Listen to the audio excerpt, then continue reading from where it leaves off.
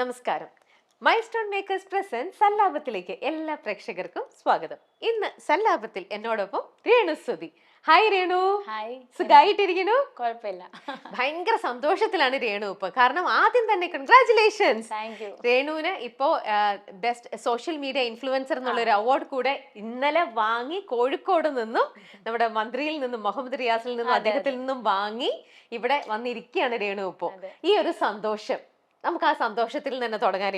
രേണു പ്രതീക്ഷിച്ചിരുന്നോ? ഇതിപ്പോ രണ്ടാമത്തെ അവാർഡാണ് രേണുവിന്. രണ്ടല്ല, നാലാം അഞ്ചോ അവാർഡാണ്. കാരണം ഷോർട്ട് ഫിലിമിന്റെ ഒക്കെ അവാർഡ് കിട്ടി, അതുപോലെ മികച്ച താരജോഡികൾ എനിക്ക് പ്രതീക്ഷിനും ഗുരുപ്രിയ ടിവിയുടെ ഒരു അവാർഡ് കിട്ടി. പിന്നെ മലബാർ പെട്ടിക്കട എന്ന് പറയുന്ന ഒരു ചാനലുകാര് അവര് നമുക്ക് ഇന്നത്തെ താരം എന്ന് സോഷ്യൽ മീഡിയ താരം എന്ന് പറഞ്ഞ ഒരു അവാർഡ് ഞങ്ങൾക്ക് തന്നു. അങ്ങനെ ഇപ്പം 4-5ാമത്തെ അവാർഡാണ്. ഇതൊന്നും പ്രതീക്ഷിക്കാണ്ടാണ് ആൽബത്തിൽ അഭിനയിച്ചു തുടങ്ങിയത്. അവാർഡ് കിട്ടുമെന്നോ, ഇത്ര പെട്ടെന്ന് ഹിറ്റ് ആവുമെന്നോ, ഇത്ര മില്യൺ വ്യൂസ് വരുമെന്നോ ഇതൊന്നും പ്രതീക്ഷിച്ചിരുന്നില്ല അല്ലെ? ആൽബം ഇഷ്ടമാണ് പണ്ട് തൊട്ടേ, കുഞ്ഞിലെ തൊട്ടേ. എന്താ പറയാ, സിനിമാ നടി എന്നത് ആകണമെന്നതിനേക്കാളും വലിയൊരു കാര്യമാണ് ആൽബം നടി. കാരണം സീരിയസ് ആയിട്ട് നമ്മള് ഈ 4 മണിക്ക് ക്ലാസ് ഒക്കെ കഴിഞ്ഞാൽ മിസ്റ്റും ഡ്യൂ ഡ്രോപ്സും ഒക്കെ കണ്ട് അതിനോട് ഭയങ്കര അഡിക്റ്റഡ് ആണ്. ഫ്രാങ്കോയുടെ ചെമ്പകമ്മ ആ പാട്ട്, അതുപോലെ തൻസീർ കൂത്തുപറമ്പിന്റെ പാട്ട്, ഷാഫിക്കയുടെ പാട്ടുകളെ, ഇതൊക്കെ ഭയങ്കര ഇഷ്ടം. ആൽബം എന്ന് പറഞ്ഞാൽ ഭയങ്കര ജീവനായിരുന്നു. അപ്പൊ നമ്മള് കാരണം സുന്ദരി അതൊക്കെ നമ്മുടെ ആ കാലത്ത് ഞങ്ങളുടെ നമ്മുടെയൊക്കെ ആ നൊസ്റ്റാൾജിയ കാലത്ത് നമ്മൾ പാടി നടന്ന, കാരണം അത് പാടുമ്പോൾ നമുക്ക്, അല്ലെങ്കിൽ അത് കേൾക്കുമ്പോൾ അവരെയാണ് നമുക്ക് ഓർമ്മ വരുന്നത്. അപ്പൊ ഈ ഒരു കാലഘട്ടത്തിൽ ഈ ഒരു ഞാൻ അഭിനയിച്ച 4 ആൽബം 4 നല്ല പാട്ടുകളാണ്, ഹിറ്റായി. അപ്പൊ ഈ പാട്ട് കേൾക്കുമ്പോ തന്നെ നമ്മളെ ഓർക്കുമല്ലോ, നമ്മളെ തന്നെ ഓർക്കുമല്ലോ. അതൊക്കെ ഒരു സന്തോഷമായിട്ടുള്ള ഒരു അനുഭവം തന്നെയാണ് എന്റെ ലൈഫിൽ. രേണു ചെയ്ത 4 ആൽബങ്ങൾ എന്ന് പറഞ്ഞു, 4 എന്ന് പറയുന്നത് ഭയങ്കര മില്യൺ വ്യൂസും ആണ് വന്നിരിക്കുന്നത് അല്ലെ? എല്ലാം ഒന്നിനൊന്ന് മെച്ചപ്പെട്ട ഹിറ്റിലേക്ക് ഇങ്ങനെ പോയിക്കൊണ്ടിരിക്കുകയാണ്. അപ്പൊ ആ തോന്നുന്ന സന്തോഷം ഇപ്പൊ ചെയ്തതെല്ലാം ഹിറ്റ് ആയിക്കൊണ്ടിരിക്കുകയാണ്. അപ്പൊ ആ ഒരു നമുക്ക് റെസ്പോൺസിബിലിറ്റിയും റിസ്ക്കും കൂടുതലാണ്. ഹിറ്റ് കൂടുന്നു അനുസരിച്ചിട്ട് നമ്മൾ തന്നെ ഈശ്വര എന്റെ പുതിയ വർക്ക് ഇത് അതിന്റെ ഒപ്പം എത്തിയോ, ഏതൊക്കെയാ കാണുന്നത് തന്നെ നമുക്ക് ഭയങ്കര. എല്ലാരും നല്ല അഭിപ്രായമാണ് രമ്യ പറയുന്നത്. ഓക്കെ, ഞാൻ ചോദിക്കട്ടെ രേണു, രേണു സുധി എന്ന് പറഞ്ഞ പേര് തന്നെ നമ്മുടെ സമൂഹം, സൊസൈറ്റി കേൾക്കാൻ തുടങ്ങിയത് സുധിച്ചേട്ടന്റെ മരണത്തിന് ശേഷമാണ്. അതിനുശേഷം ഉള്ള ഇതിലാണ് രേണു എന്ന് പറയുന്ന ഒരാളെ കുറിച്ച് എല്ലാവരും അറിഞ്ഞതും മനസ്സിലാക്കിയതും. രേണുവിന്റെ ഇന്നത്തെ ഈ ഒരു ഇതിലേക്ക് രേണു ഇത്രയും നല്ല രീതിയിലേക്കൊക്കെ വന്ന് നിൽക്കുന്നതെല്ലാം അല്ലെ? പക്ഷെ നമുക്ക് ഇതിന്റെ ഒക്കെ പിന്നാമ്പുറത്തെ ഒരു രേണു, തുടക്കം മുതലുള്ള രേണുവിനെ കുറിച്ച് ഒന്ന് പറയാമോ? നമുക്ക് അതിലങ്ങ് തുടങ്ങാം സല്ലാപം. രേണു എന്ന് പറയുന്ന കുട്ടി ജനിച്ചു വളർന്നപ്പം ഇപ്പൊ പറഞ്ഞു ആൽബം ചെയ്യണമെന്ന് ഭയങ്കര ഇഷ്ടമുള്ള ഒരു കുട്ടിയായിരുന്നു എന്ന്. അന്നത്തെ കുട്ടിക്കാലം ചെയ്യണമെന്നല്ല രമ്യ, നമ്മൾ ആൽബം കാണുമ്പോ തന്നെ ഭയങ്കര ഇഷ്ടമാണ്. എന്തെങ്കിലും ഇവരെ, കാരണം നമ്മൾ അവരെ പറ്റി ഇങ്ങനെ ചിന്തിക്കും. നമ്മൾ ആ പാട്ടിനോട് ഭയങ്കര പ്രിയമാണ്. ജസ്റ്റ് ഇങ്ങനെ മൂളുമല്ലാതെ വലിയായിട്ട് പാടത്തൊന്നുമില്ല. ഓക്കെ, അപ്പൊ ചെറുപ്പം മുതലുള്ള രേണുവിന്റെ ആ ഒരു സ്കൂളിൽ എന്തെങ്കിലുമൊക്കെ പെർഫോമൻസിന്റെ കേറുവായിരുന്നു? ഡാൻസും പാട്ടും നാടകവും ഒക്കെ ഉണ്ടായിരുന്നു. ഓക്കെ, ഡാൻസ് ചെയ്യും, ഡാൻസ് പഠിപ്പിക്കും, സിനിമാറ്റിക് ഡാൻസ് പഠിപ്പിക്കുമായിരുന്നു പിള്ളേരെ. പഠിപ്പിക്കുമായിരുന്നു. ഏത് പ്രായത്തില്?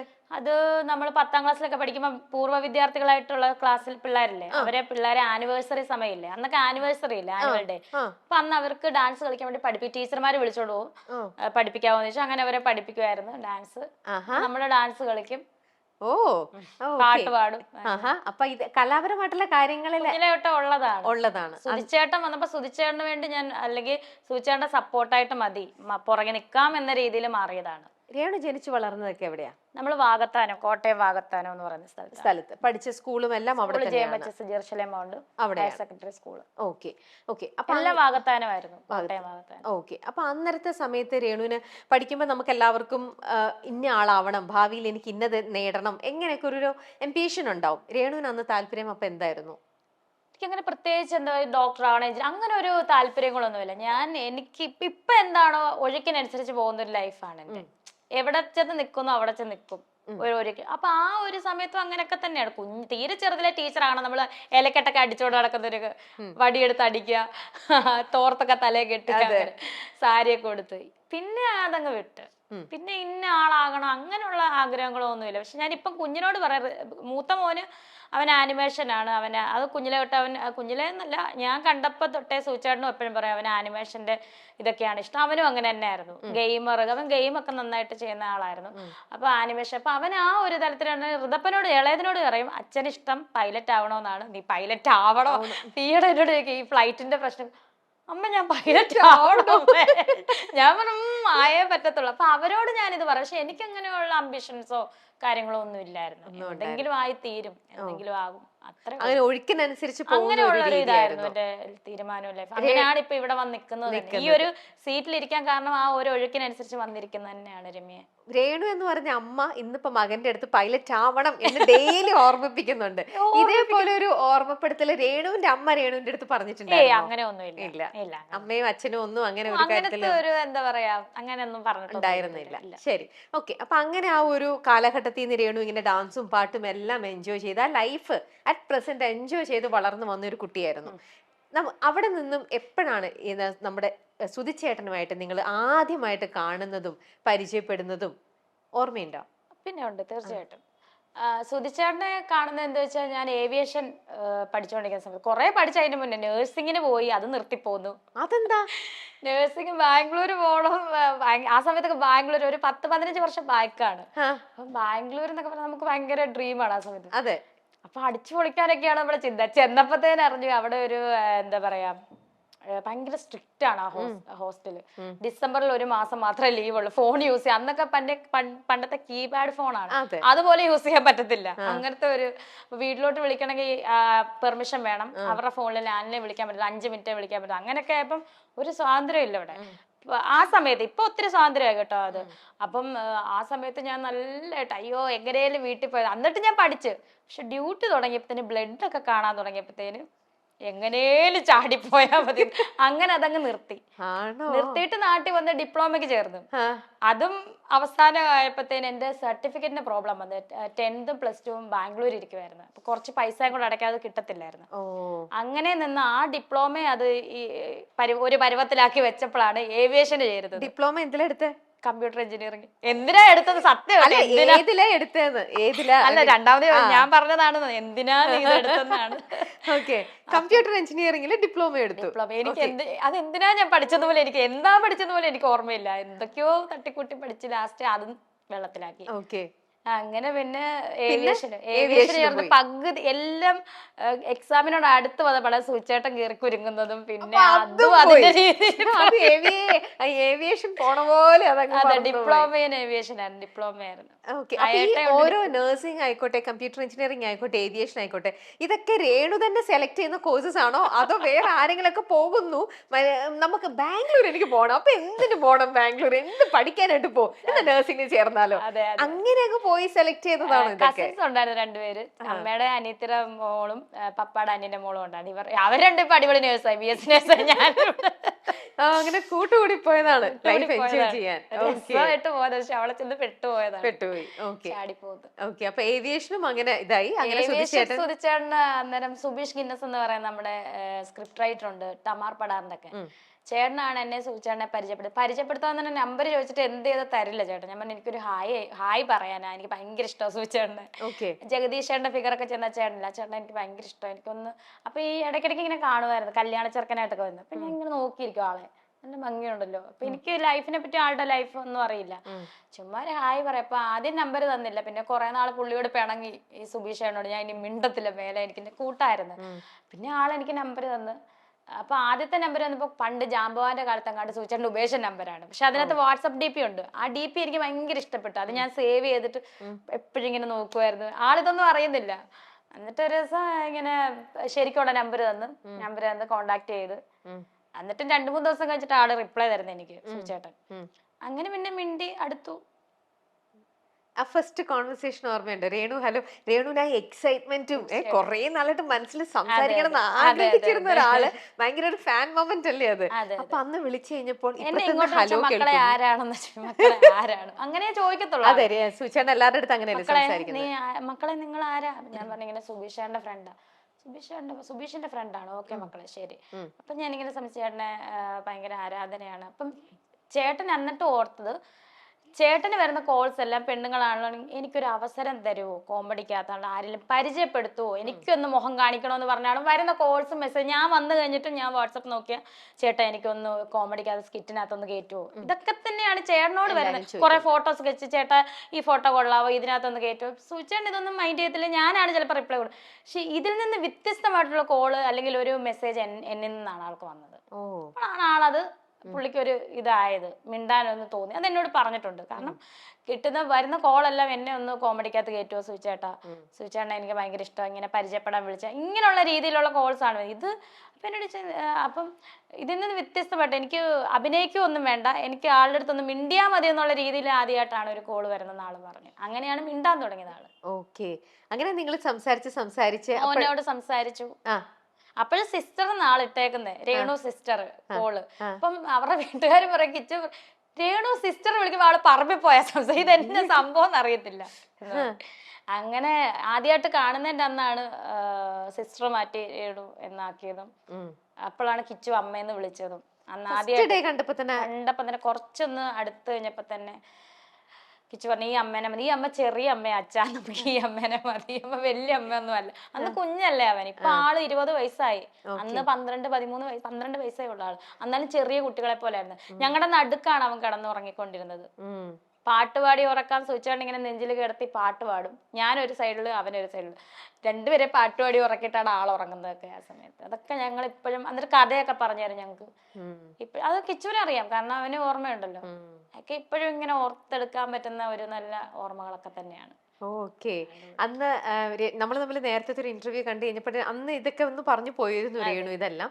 പക്ഷെ അന്ന് എന്താ പറയാ, ഫോണിൽ സംസാരിച്ചോണ്ടിരുന്നപ്പോ മക്കളേന്നും രേണുവിനെ ഇപ്പൊ പറഞ്ഞ പോലെ സിസ്റ്റർ എന്നുള്ള രീതിയിലും പിന്നെയാണ് വാവക്കുട്ടയായത്. അതാ വാവൂട്ടി ദേശകർ വാവൂട്ടാ ഇങ്ങനെ വിളിക്കും ദേശകർ. പക്ഷെ എന്റെ പേര് ഇന്നുവരെ എഡിന്ന് എന്നെ വിളിച്ചിട്ടില്ല. ഈ 5-6 വർഷം ജീവിച്ചിട്ടും എഡി എന്നൊരു പദം എന്നെ ഉപയോഗിച്ചിട്ട് സ്നേഹത്തോടെ പോലും അങ്ങനെ ഞാൻ ചോദിക്കും, ചേട്ടാ എന്നൊന്ന് എഡിന്ന് വിളിക്കും, ഞാൻ വൈഫല്ലേ, വിളിച്ചിട്ടില്ല ആള്. ഞാൻ എങ്ങനെയാ വാവൂട്ടനെ എഡിന്ന് വിളിക്കുന്നത്, ദേഷ്യം കയറുമ്പോ വാവൂട്ടേ, ചിലപ്പോ ദേഷ്യം രേണു എന്നൊരു വിളിക്കും, ദേഷ്യം കയറുമ്പോ. അല്ലാതെ എഡിന്നോ പോടിന്നോ ഒന്നും ഇല്ല. അല്ല, അപ്പൊ സ്നേഹം കൂടുമ്പോ എന്താ വിളിച്ചിട്ടുണ്ടിരുന്നത്? വാവൂട്ടിയേ. ആ ഒരു നീട്ടത്തിനൊക്കെ കുറച്ച് ഏറ്റക്കുറച്ചിട്ട് വാവക്കുട്ടേ. നമുക്കറിയാം, വേരിയേഷൻ അറിയാം. ദൂരെ 2-3 വിളിയൊക്കെ വിളിച്ചിട്ട് കേട്ടിരിക്കും, വാവക്കൊട്ടാ എന്നൊരു വിളിയുണ്ട് വിറപ്പിച്ചോണ്ട്. അപ്പൊ നമുക്കറിയാം ദേഷ്യമാന്ന്. അപ്പൊ ഇന്നിപ്പോ ആ വാവൂട്ട എന്നുള്ള വിളി മിസ് ചെയ്യുന്നുണ്ടോന്ന് എന്ത് ചോദ്യ.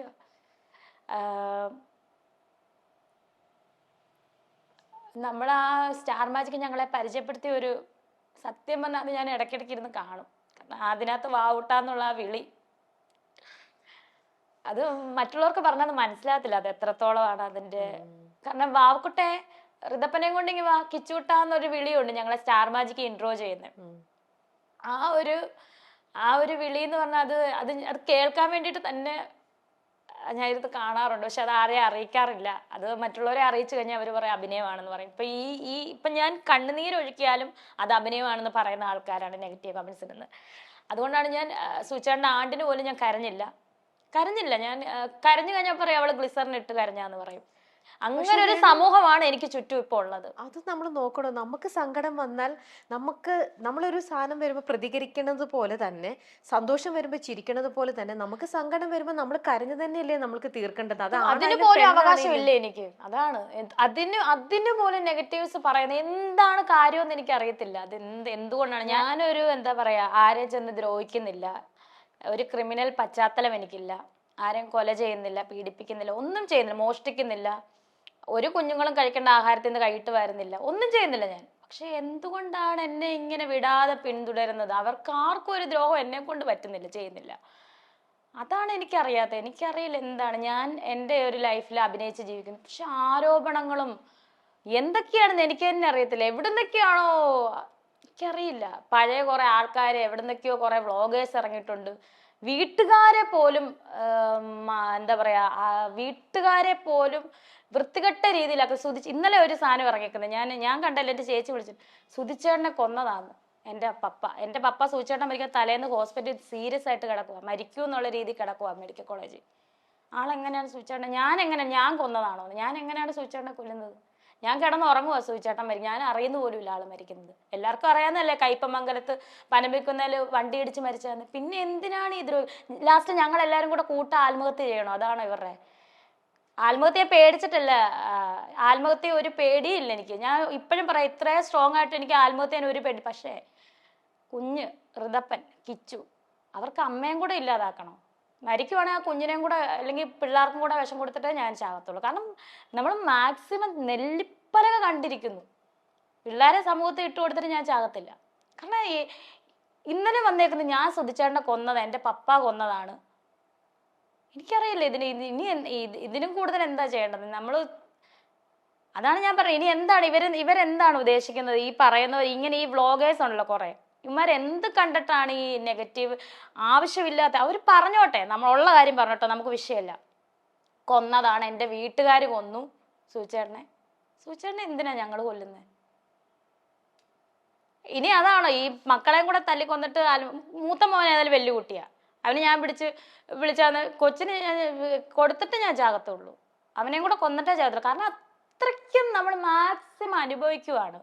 ഇതൊക്കെ വീട്ടുകാരെ കൂടെ പറയും. എന്നെ പറഞ്ഞ എനിക്ക് വിഷയമില്ല. പക്ഷെ എന്നിട്ടും ഞാൻ ജീവിക്കുന്ന ആ പിള്ളേരെ ഓർത്തിട്ടാണ്, ഇല്ലേ? അല്ലാതെ എനിക്ക് ബെനിഫിറ്റിനൊന്നും അല്ല ഞാൻ ജീവിക്കുന്നത്. എനിക്ക് കിട്ടുന്ന ചെറിയ ചെറിയ ആൽബം അഭിനയിച്ചാലും രമ്യക്കറിയാവോ, ചെറിയ തുകകളാണ് ഞാൻ മേടിക്കുന്നത്. ഇന്നലെ തന്നെ എന്നോട് ഒരാൾ ചോദിച്ചു എത്ര ആൽബത്തിന് മേടിക്കുന്നത്. അപ്പം ഞാനിങ്ങനെ ചുമ്മാ ഒരു 5-6 എന്ന് പറഞ്ഞപ്പോൾ 6 ലക്ഷം ഉള്ളൂന്നാ. ലക്ഷമോ? ഞാൻ ജീവിതത്തിൽ കേട്ടിട്ട് കണ്ടിട്ടില്ല. ഞാൻ പറഞ്ഞേ 6000 രൂപയുടെ കാര്യമാണ് പറയുന്നത്. പബ്ലിക്കായിട്ട് ഞാൻ പറയാം, 6000-5000 രൂപയുടെ കാര്യമാണ് പറയുന്നത്. അപ്പൊ ഇങ്ങനെ നിൽക്കുക. അപ്പൊ രേണുസുതി ഭയങ്കര പ്രതിഫലം മേടിക്കുന്നതാണല്ലോ ഞാൻ അറിഞ്ഞത്. ഈ 6000 രൂപ ഈ 5000 രൂപ ഉണ്ടെങ്കിൽ വീട്ടിൽ ചെന്ന് കഞ്ഞി പപ്പായ്ക്ക് ജോലിക്ക് പോകാൻ പറ്റത്തില്ല, അരി മേടിക്കാം നമുക്ക്. എന്നിട്ടും പറയുന്നത് ഇവൾ ഇത്രയും ചെയ്തിട്ട് ഇവക്ക് ഡ്രസ്സില്ല മറ്റേതില്ല. ഞാൻ എന്തിനാണ് മറ്റുള്ളവരുടെ സഹതാപം പിടിച്ചു പറ്റാവുന്നത്? ഞാൻ എൻ്റെ കാര്യം പറയുന്നു. ഞാൻ സ്ട്രോങ് ആയിട്ട് നിന്ന് എൻ്റെ കാര്യം പറയാൻ എനിക്കേ പറ്റത്തുള്ളൂ. വേറെ ആരും ഇല്ല എനിക്ക് വേണ്ടിയിട്ട് സംസാരിക്കാൻ.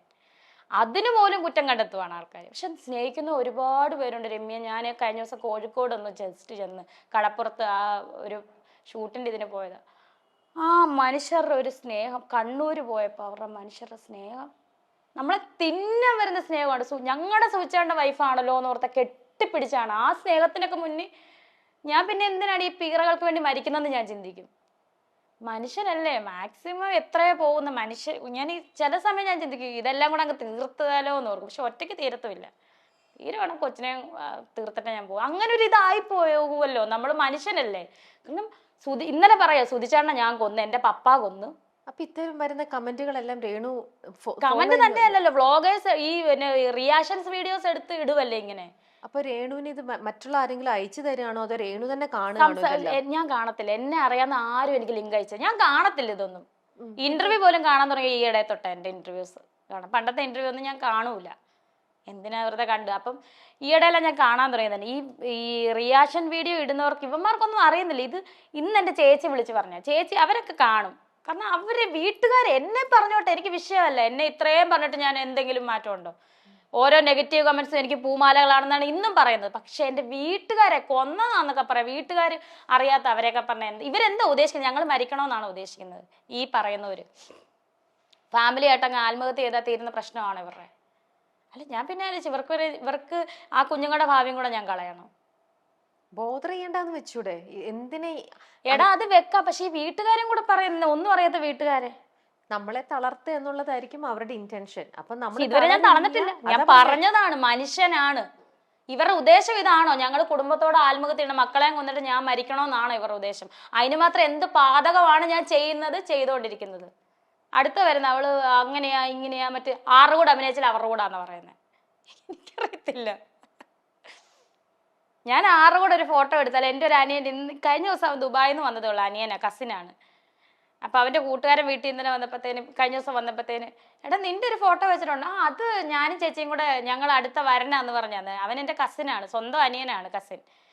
അപ്പൊ അവന്റെ കൂടെ ഒരു ഫോട്ടോ എടുത്താൽ അത് അടുത്ത ഓൺലൈൻ മഞ്ഞ മീഡിയാസ് എടുത്തിട്ട് ഇവർ അടുത്ത വരനാണോ, അടുത്ത ഇവന്റെ കൂടെ ആണോ എന്നൊക്കെ ചോദിച്ചു. അത് ആരാ എന്താന്ന് പോലും ബന്ധം അറിയാതാണ് ഇവർ. അപ്പം എത്രത്തോളം അവന് കുഴപ്പമില്ലായിരിക്കും, പക്ഷെ എത്രത്തോളം ഇനിയിപ്പോൾ അവനെ കെട്ടാൻ പോകുന്ന പെണ്ണുണ്ടായിരിക്കും. അവരൊക്കെ കാണുമ്പോൾ എന്തുമായിരിക്കും ഇതൊക്കെ ഉദ്ദേശിക്കുന്നത്? ഞാൻ ആരുടെ കൂടെ അഭിനയിക്കാൻ പറ്റത്തില്ല, ഞാൻ ആരുടെ കൂടെ ഒന്ന് സംസാരിക്കാൻ ഫോട്ടോ എടുക്കാൻ പറ്റത്തില്ല, അന്നേരം അവന്റെ കൂടെയാണെന്നാണ് പറയുന്നത്. വല്ലാത്ത ഇജാതിയാവും. ഞാൻ മാത്രമേ ഉള്ളൂ. രേണു ഇപ്പൊ ഇത്രയും നല്ല സ്ട്രോങ് ആയിട്ട് റിയാക്ട് ചെയ്ത് രേണു ഇപ്പൊ ഇങ്ങനെയൊക്കെ പറയുന്നു, ഇങ്ങനെ ഞാനെല്ലാം കേട്ടില്ല കണ്ടില്ല എന്ന് നടിക്കുന്നു എന്നൊക്കെ. പക്ഷെ ഇത് എത്രത്തോളം രേണുവിനെ തളർത്തുന്നുണ്ട്, രേണുവിന്റെ ഉള്ളിലേക്ക് ഇത് രേണു തന്നെ ചില സമയത്ത് വിഷമിച്ചു പോവാണ്. എന്തിനാ മനുഷ്യനല്ലേ എനിക്കിങ്ങനെ? മനുഷ്യനല്ലേ രമ്യേ? ഒറ്റയ്ക്കോ സൂചേട്ടനുണ്ടെങ്കിൽ ഇതൊന്നും കേൾക്കത്തും ഇല്ലായിരുന്നു. സത്യം. ചേട്ടനുണ്ടായിരുന്നു. ഞാൻ ആലോചിക്കുമായിരുന്നു എന്തായാലും ഏട്ടന് ആക്സിഡന്റ് പറ്റി. രമ്യ ആ കയ്യോ കാലോ എന്തെങ്കിലും പറ്റിക്കിടന്ന് ഞാൻ പൊന്നു പോലെ നോക്കിയാനെ. എന്നാ ജോലി ചെയ്തിട്ടാണ് ഞാൻ എന്റെ സൂചേട്ടനെ നോക്കിയാനെ. ഇതൊക്കെ പറയുമ്പോൾ ആൾക്കാർ ഇവള് കള്ളവാന്ന് പറയും. എനിക്ക് ഇവരെ ആരെയും ബോധിപ്പിക്കേണ്ട കാര്യമില്ല, എനിക്ക് എന്റെ മനസ്സാക്ഷിയെ ബോധിപ്പിക്കാമല്ലോ.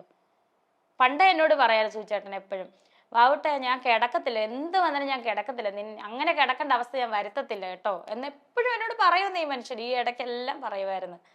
ഞാൻ ചോദിക്കും നിങ്ങൾ എന്തിനാ ഇതൊക്കെ ഇങ്ങനെ പറയുന്നത് ചേട്ടാന്ന് ചോദിക്കും. ഞാൻ കിടക്കേണ്ട അവസ്ഥ വരുത്തത്തില്ല വാവുട്ടനെ, ഞാൻ എന്നെ ഇങ്ങനെ ഒരു യൂറിൻ എടുക്കേണ്ട അവസ്ഥ വരത്തില്ല, അങ്ങനെയൊക്കെ എന്നോട് പറയുമായിരുന്നു. ഞാൻ ഇപ്പൊ വഴക്കും കൂടെ പറയും, ചേട്ടൻ എന്തിനാ ഇങ്ങനെയൊക്കെ ആവശ്യമില്ലാത്ത പറയുന്നേ എന്നൊക്കെ പറയുമായിരുന്നു. ഒരു ദിവസം പോലും കിടക്കത്തില്ല എന്ന് എപ്പോഴും പറയുമായിരുന്നു. ഇത് കേൾക്കുമ്പോ അച്ഛനും അമ്മയും ഇത്തരത്തിലുള്ള വാർത്തകളും ഇതൊക്കെ പറയുമ്പോഴും ബുദ്ധിമുട്ട് വിഷമമാന്നേ. അവരും കരച്ചിലും സങ്കടവും അങ്ങനെ വിഷമം എന്നാ ചെയ്യും. പിന്നെ എന്റെ മുന്നിൽ കരയത്തില്ല, ഞാൻ അവരുടെ മുന്നിൽ വലിയ സ്ട്രോങ് അല്ലേ. അപ്പൊ അവരെന്റെ മുന്നിൽ കരഞ്ഞു കഴിഞ്ഞാൽ ഞാനും ഡൗൺ ആവും എന്നറിയാം. ഞാൻ ഓർമ്മ ഞാൻ എന്ത് അത് കേട്ട് അത് പോകാൻ പറയാമേ, അത് വിട്ടേക്ക് എന്നേ പറയത്തുള്ളൂ. ചേച്ചി രാവിലെ വിളിച്ച് പറഞ്ഞ ഇത്, എടി നമ്മുടെ പപ്പായാ സൂചേട്ടനെ കൊന്ന, നീയാ കൊന്നത് എന്നൊക്കെ പറഞ്ഞ അടുത്ത ഒരു വാർത്ത ഇറങ്ങിയത്.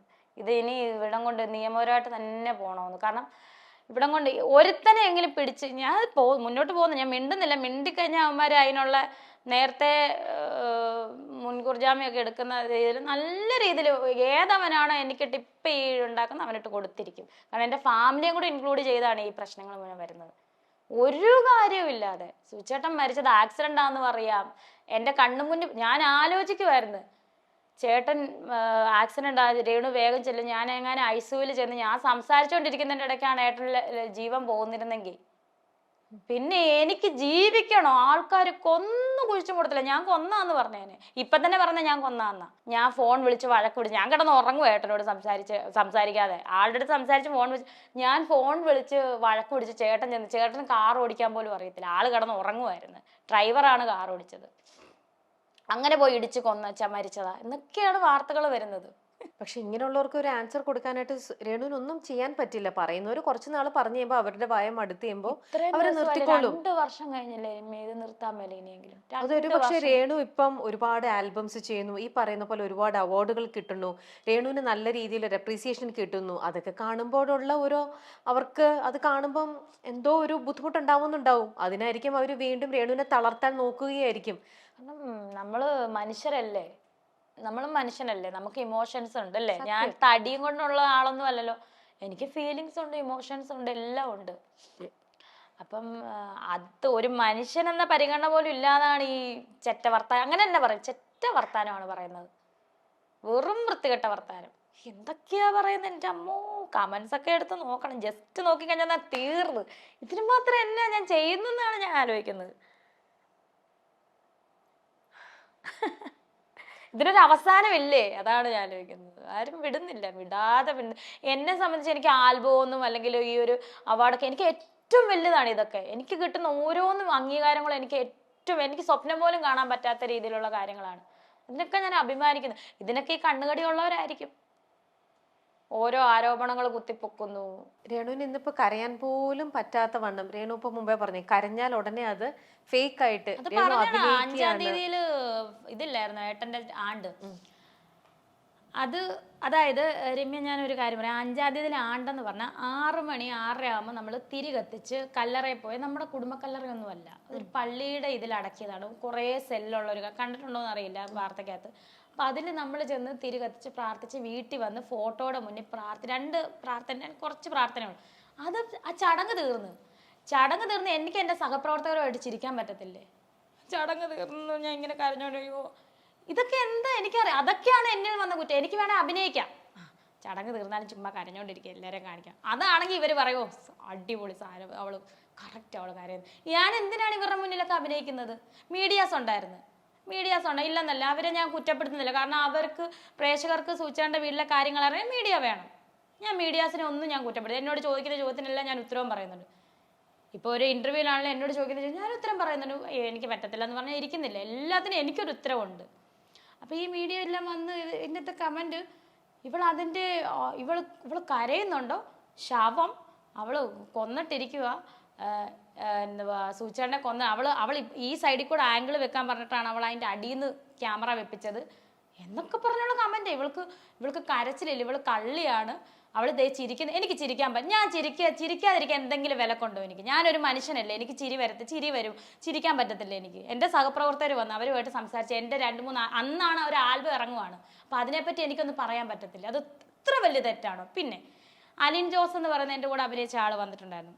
ആള് ഇതെല്ലാം കഴിഞ്ഞ് ഇറങ്ങിയപ്പോൾ തന്നെ എൻ്റെ കൂടെ അഭിനയിച്ച പ്രതീഷിൻ്റെ കുഞ്ഞിന് വേണ്ടിയിട്ട് അവിടെ ആരോ പറഞ്ഞത്, മീഡിയാസിൽ നിന്ന് ഒരാളാണ് പറഞ്ഞത്, പ്രതീഷിൻ്റെ കുഞ്ഞിന് വേണ്ടി, ഋതപ്പന് വേണ്ടിയിട്ടും അല്ല, പ്രതീഷ് അതൊരു കുഞ്ഞു വച്ചല്ലേ, ആ മോൾക്ക് വേണ്ടിയിട്ട് ഒരു 2 സ്റ്റെപ്പ് ചെയ്യാൻ സ്റ്റെപ്പ് ചെയ്തു.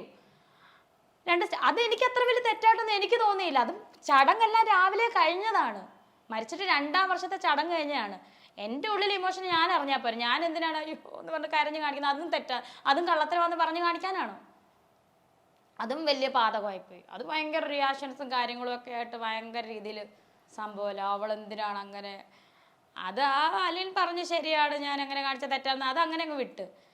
അല്ലെങ്കിൽ ഋതപ്പന് വേണ്ടിയിട്ട് ഡാൻസ് കളിച്ച്, അതൊരു പ്രതീഷിൻ്റെ കുഞ്ഞു കൊച്ച, ഋതപ്പനേക്കാൾ ഇളയൊരു കുഞ്ഞ്, ആ കുഞ്ഞിന് ആരോ പറഞ്ഞ് പ്രതീഷിൻ്റെ കുഞ്ഞിന് വേണ്ടിയിട്ട് ഒരു ഡാൻസ് കളിക്കാൻ പറഞ്ഞു. അങ്ങനെയാണ് ആലിൻ 2 സ്റ്റെപ്പ്, ആളെവിടെ പോയാലും ഡാൻസ് കളിക്കുന്ന ഒരു പ്രകൃതമാണ് ആലിൻ്റെയൊക്കെ. അപ്പം അങ്ങനെ ചെയ്തു. അതെനിക്ക് തെറ്റായിട്ടൊന്നും, അതെല്ലാം കഴിഞ്ഞവരെ ഇറങ്ങുമ്പോഴാണ് മീഡിയാസാണ് പറഞ്ഞത്, മീഡിയക്കാരുടെ ഇടയിൽ ഒരാൾ പറഞ്ഞതാണ്, ആരാ എന്താണെന്നും എനിക്കറിയില്ല.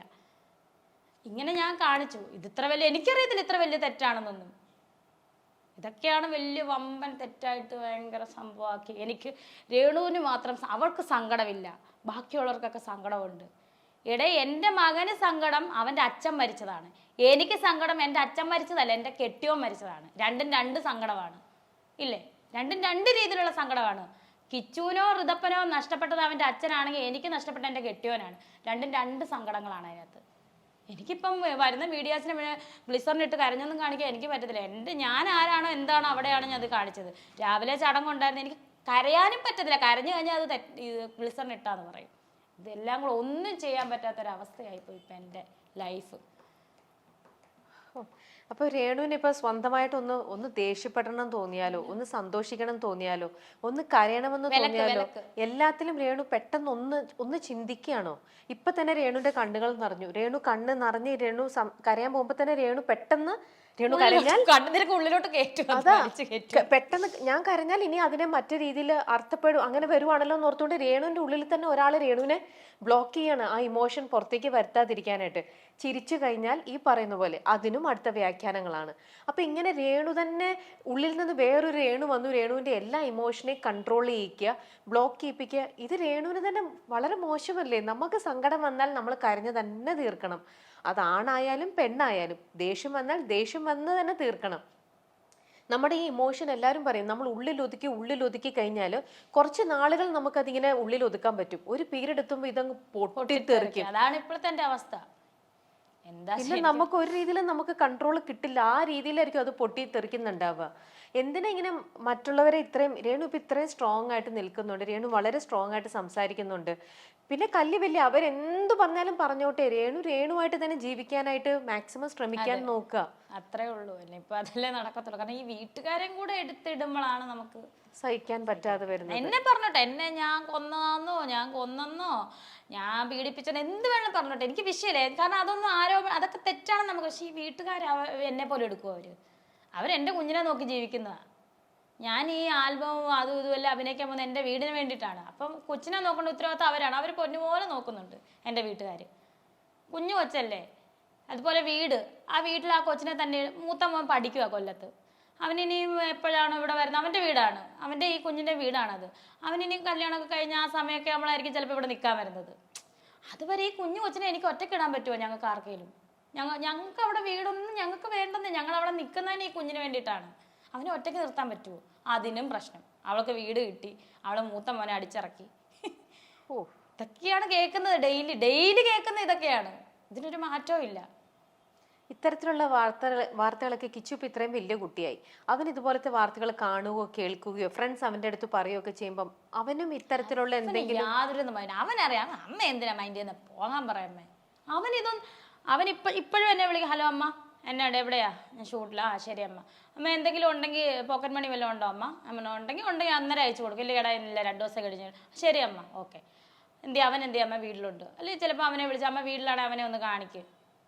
അതല്ലാതെ ഇതിനകത്ത് അവൻ ക്രിട്ടിസൈസ് ചെയ്യാനൊന്നും അവൻ ഇന്ന് വരെ വന്നിട്ടില്ല, ഇന്ന് ഈ നിമിഷം വരെ വന്നിട്ടില്ല. അമ്മ എന്തിനാണ് ഈ ഡ്രസ്സ് ഇട്ടത്, അമ്മ എന്തിനാണ് അലിൻ ജോസിനോട് അഭിനയിച്ചത്, അമ്മ എന്തിനാണ് ദാസേട്ടൻ്റെ കൂടെ കെട്ടിപ്പിടിച്ച് അഭിനയിച്ചത്, അമ്മ എന്തിനാണ് പ്രതീക്ഷേട്ടൻ്റെ കൂടെ കൈ പിടിച്ച് അഭിനയിച്ചത്, ഇന്ന് വരെ ചോദിച്ചിട്ടില്ല അവൻ.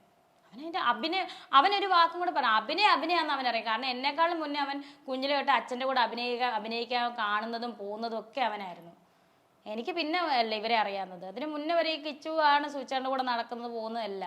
അവന് അഭിനയം എന്താണെന്നറിയാം. അവൻ ഇന്ന് വരെ എന്നെ ക്രിട്ടിസൈസ് ചെയ്തിട്ടില്ല. പിന്നെ ആ ഇളയ സാധനം ചിലപ്പോൾ എല്ലാം അവൻ ചോദിക്കുമായിരിക്കും. അതിപ്പോഴാ ചോദ്യം തുടങ്ങി, എന്താ അമ്മ അങ്ങനെ എങ്ങനെ എന്നൊക്കെ ചോദിക്കാൻ. അവൻ ചെറുതല്ലേ, അവനൊന്നും അറിയില്ലല്ലോ. അതെ അതെ അങ്ങനെ വല്ലാത്തൊരവസ്ഥ തന്നെ. അതെ. ഇപ്പോ ഈ ആൽബം ഒരു എന്താ പറയാ, സുധിച്ചേട്ടൻ മരിക്കുന്നതിന് മുമ്പ് രേണു ഇത്തരത്തിലുള്ള സോഷ്യൽ മീഡിയയിൽ ഒരു രീതിയിലും ആക്റ്റീവ് അല്ലായിരുന്നല്ലോ. ടിക്ടോക്ക് ഒക്കെ ഉണ്ടായിരുന്നല്ലോ, അങ്ങനെയൊക്കെ ഫ്രണ്ട്സിന്റെ കൂടെ ഒക്കെ ചെയ്യുന്നുണ്ടായിരുന്നു. പിന്നെ സൂചാറിന്റെ കൂടെ ചെയ്തിട്ടുണ്ടല്ലോ, യൂട്യൂബിൽ കിടപ്പുണ്ട്. അതല്ലാതെ സുധിച്ചേട്ടൻ അല്ലാതെ ഫ്രണ്ട്സിന്റെ കൂടെയും അങ്ങനെ ചെയ്തിട്ടില്ല. ഇല്ല ഇല്ല.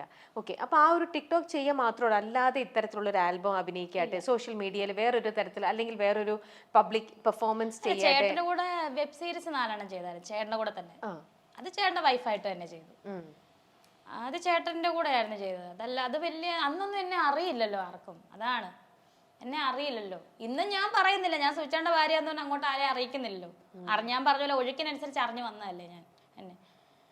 ഓക്കെ, അപ്പൊ ഇത്തരത്തിൽ ഇപ്പം സുചേട്ടൻ മരിച്ചു കഴിഞ്ഞാൽ ഇത്ര നാള് കഴിഞ്ഞ് കഴിഞ്ഞപ്പോഴത്തേക്ക് ഇങ്ങനെ ഒന്നും ചെയ്ത് രേണു എന്ന് പറയുന്ന ആളിതൊന്നും ചെയ്തിട്ടില്ല. പിന്നെ എങ്ങനെയാണ് അവരറിഞ്ഞത് രേണുവിനെ കൊണ്ട് നമുക്ക് ഇങ്ങനെ ഒരു ആൽബം ചെയ്യിക്കാം?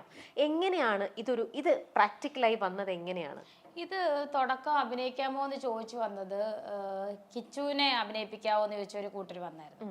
അപ്പൊ അവൻ പറഞ്ഞില്ല, എനിക്ക് പുറകിൽ നിന്നുള്ള പരിപാടി ഇഷ്ടമുള്ളൂ, ക്യാമറയ്ക്ക് മുന്നിലുള്ളത് അണിയറ പ്രവർത്തനമാണ് ഇഷ്ടം. അവന് ഈ ആനിമേഷനും കാര്യങ്ങളാണ് ഇഷ്ടം. അവന്റെ വായിൽ നിന്ന് അമ്മ വേണം അഭിനയിച്ചോളാം പറഞ്ഞ് ഇങ്ങനെ തട്ടിവിട്ട്.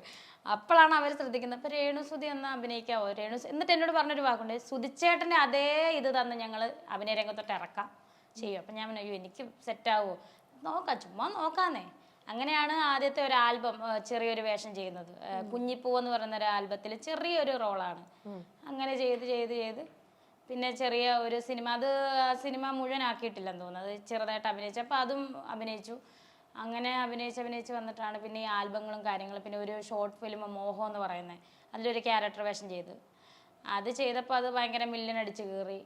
അതോടുകൂടി പിന്നെ ഓരോ സോഷ്യൽ മീഡിയ, കാരണം അത് വ്യൂസ് കൂടി. എന്നെ വെച്ചിട്ട് ഞാൻ രേണു സുധി എന്ന ഒരു ആർട്ടിസ്റ്റ് വന്നാൽ കിട്ടുന്ന വ്യൂസാണ് പിന്നെ ആൾക്കാരുടെ, ഇവളെ കൊണ്ട് നമുക്ക് വ്യൂ കിട്ടും. വ്യൂസ് കയറാൻ തുടങ്ങിയപ്പോഴാണ് പിന്നെ ഈ സോഷ്യൽ മീഡിയ ആൽബംസും കാര്യങ്ങളും എല്ലാം വിളി തുടങ്ങിയത്. എനിക്കത് മനസ്സിലാക്കിയിട്ടുള്ള കാര്യമാണ്.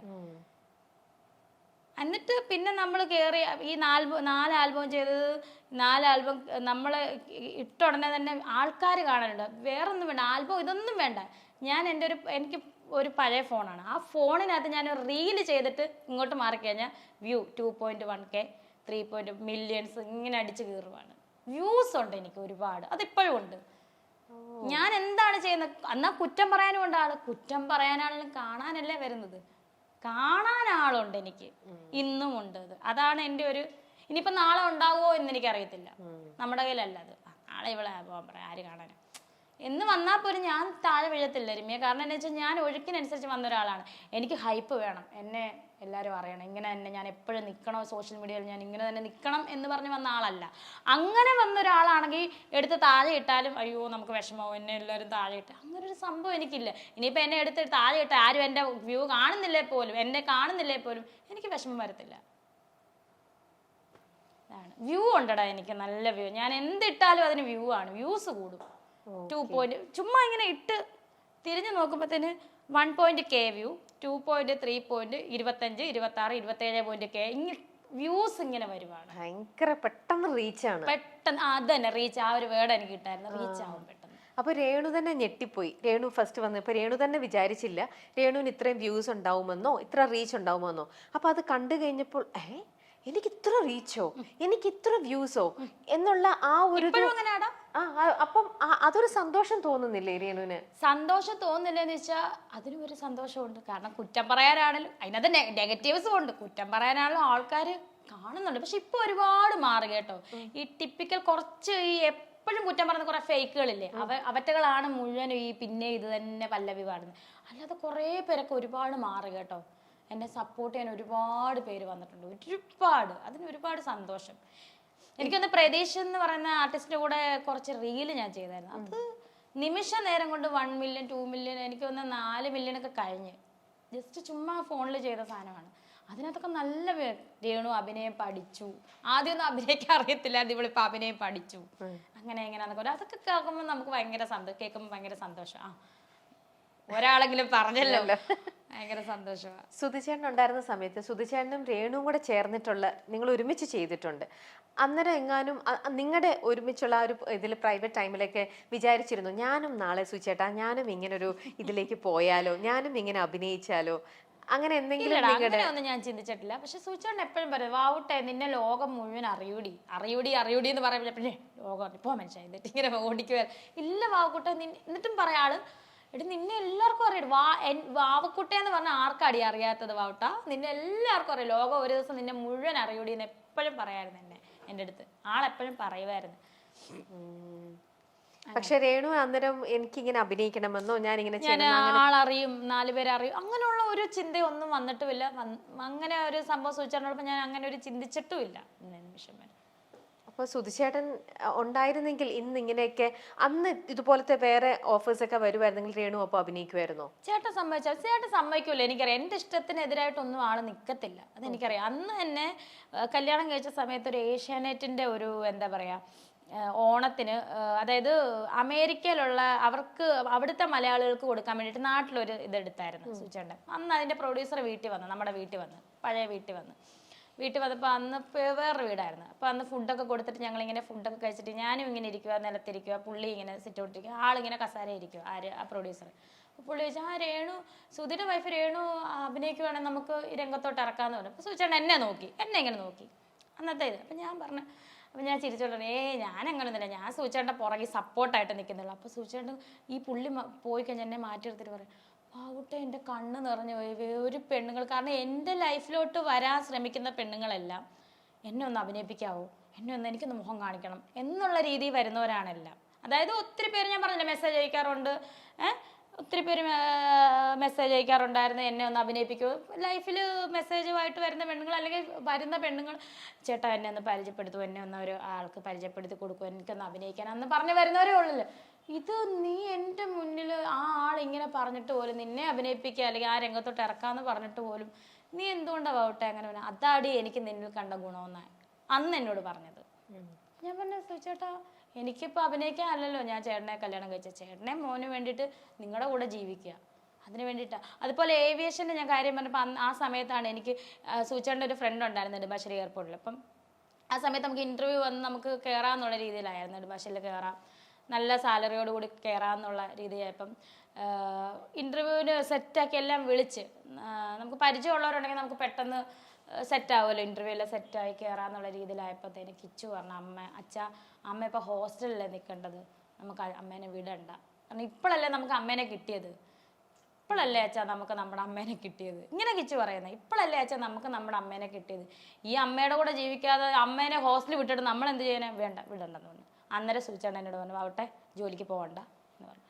അപ്പം ഞാൻ കേട്ടപ്പം അയ്യോ അതെന്താ അങ്ങനെ ഒന്ന് ചിന്തിച്ചോ, അല്ലെങ്കിൽ പറ്റത്തില്ല എനിക്കെൻ്റെ കരിയർ ആവില്ല, നിങ്ങളുടെ കാര്യം നോക്കാൻ പറഞ്ഞ് അങ്ങനെയൊന്നും ഞാൻ പറഞ്ഞിട്ടില്ല. ചേട്ടൻ എന്നാണോ അപ്പം പറഞ്ഞത്, കിച്ചുവിന് വേണ്ടിയിട്ട് ഞാനത് വേണ്ടാന്ന് വെക്കുമായിരുന്നു, അവരോടെ ജീവിക്കാം. കാരണം അന്നൊന്നും ഒരു 10 രൂപയ്ക്ക് നമ്മൾ ഓടേണ്ട അവസ്ഥ വന്നിട്ടില്ല. എന്നിട്ട് പോലും ലോക്ക്ഡൗൺ ടൈമിൽ ഒരുപാട് ബുദ്ധിമുട്ടുണ്ടായി, ഞങ്ങളൊക്കെ കൊറോണ വന്ന് വായെല്ലാം പൊട്ടിയുള്ള കൊറോണ ആയിരുന്നു വന്നത്, കുഞ്ഞിനും എനിക്കുമൊക്കെ.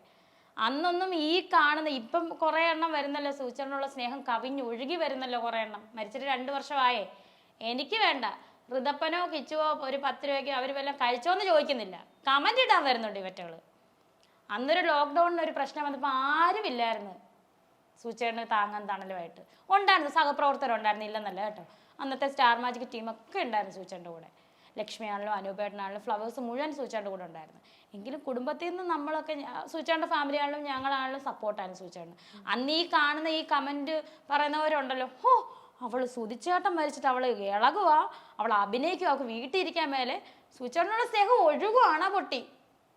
സ്നേഹം കൊണ്ടൊന്നുമല്ല. അന്ന് ഇവന്മാരും കണ്ടു ഒരു 500 രൂപ കൊടുക്കാനില്ലായിരുന്നല്ലോ സൂചേട്ടന് ബുദ്ധിമുട്ടി ഇരുന്നപ്പോഴത്തേന്. തന്നവരുണ്ട്, ഹെൽപ്പ് ചെയ്തവരുണ്ട്. അന്നൊരു പ്രശ്നം വന്നത് സാമ്പത്തിക തട്ടിപ്പാന്നൊക്കെ പറഞ്ഞ ഒരു വലിയൊരു യൂട്യൂബിലൊക്കെ വന്ന് ഞങ്ങളുടെയൊക്കെ വോയിസ് എടുത്തിട്ട് അതിനകത്ത് ഒരു സംഭവം ഇല്ലാത്ത കാര്യങ്ങളാണ് അങ്ങോട്ടും ഇങ്ങോട്ടും എല്ലാം കണക്ട് ചെയ്തിട്ട് വേറെ ഏതാണ്ട് പറയുന്നതൊക്കെയാണ് എടുത്തിട്ടേക്കുന്നത്. അന്ന് പോലും സൂചേട്ടൻ്റെ കയ്യിൽ ഞാൻ മുറുകെ പിടിച്ചിട്ടില്ല, സൂചേട്ടൻ തളരരുത്. അപ്പം എന്നോട് വാവട്ട നീ ഉള്ളതുകൊണ്ടാണ് ഞാനല്ലേ പണ്ടൊക്കെ വേണ്ടേ പോയനേന്ന്. എന്നിട്ട് പുള്ളി എന്നോട് നമ്മൾ തല പോലും ആത്മഹത്യ ചെയ്യരുത് കേട്ടോ വാവട്ടെ. ആള് തന്നെ പറയും നമ്മൾ ചെയ്യത്തില്ല ആത്മഹത്യ, കാരണം അത്രയ്ക്ക് നാണക്കേട് വന്ന് ആദ്യമായിട്ട് ഇങ്ങനെ വരും ഒരു സമയം. എല്ലാ സമൂഹം മുഴുവൻ ഞങ്ങളെ എതിർക്കുക. അത് അനൂപിന്റെ ഇന്റർവ്യൂ ഞാൻ ഈയിടെ ചെയ്തിരുന്നു. അന്ന് അനൂപ് പറയുന്നുണ്ടായിരുന്നു, മരണസമയത്ത് മരണം അറിഞ്ഞപ്പോഴാണ് അനൂപ് വീട്ടിലേക്ക് എത്തുന്നതും വന്ന് കണ്ടു കഴിഞ്ഞപ്പോൾ അനൂപ് ഞെട്ടിപ്പോയെന്ന് പറഞ്ഞു. കാരണം ഇത്ര വർഷങ്ങളായിട്ട് ഇൻഡസ്ട്രിയിൽ നിന്നിരുന്ന ഒരാളായിരുന്നു കൊല്ലം സുധി എന്ന് പറഞ്ഞ ഒരാൾ. ഇത്ര വർഷങ്ങളോളം ഉണ്ടായി, അദ്ദേഹത്തിന് ഒരുപാട് പ്രോഗ്രാംസും ഉണ്ടായിരുന്നു. ഇതുപോലെ ഉണ്ടായിരുന്നിട്ട് അദ്ദേഹത്തിന് വീട് കണ്ടപ്പോഴത്തേക്ക് എനിക്ക് ഭയങ്കരമായിട്ടും തകർന്നു പോയി രമ്യേ. അതെ, എന്നാലും ഇത്രയും അപ്പൊ സുധിച്ചേട്ടൻ ഇത്രയും വർഷം ഉണ്ടാക്കിയ പൈസ ഞാൻ വന്ന സമയം എന്ന് പറഞ്ഞാൽ ഞാൻ വന്ന സമയം എന്ന് പറഞ്ഞാൽ ഒരു മരിക്കുന്നതിന് ഒരു 5 വർഷം ആ സമയത്ത് ഞാൻ വന്ന സമയത്ത് 1 വർഷം കൊണ്ട് കുഞ്ഞുണ്ടായി കഴിഞ്ഞാൽ ലോക്ക്ഡൗൺ വരുമായിരുന്നു. ഞാൻ വന്നപ്പോൾ ആളുടെ അതുപോലെ സമ്പാദ്യവും കാര്യങ്ങളോ ഒന്നും എനിക്കറിയത്തില്ല.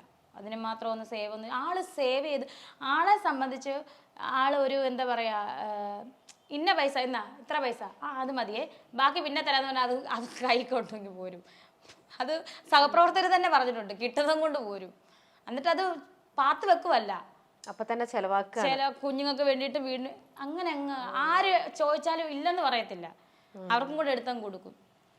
അത് അനു പറഞ്ഞു ഞെട്ടിപ്പോയി. ഞാനന്ന് അവിടെ ചെന്ന് കഴിഞ്ഞപ്പോ ഇത്രയും നാളത്തെയും പുള്ളിയുടെ സമ്പാദ്യങ്ങൾ ഒന്നും അവിടെ കണ്ടില്ല. പച്ച പിടിച്ച് വരുമായിരുന്നു.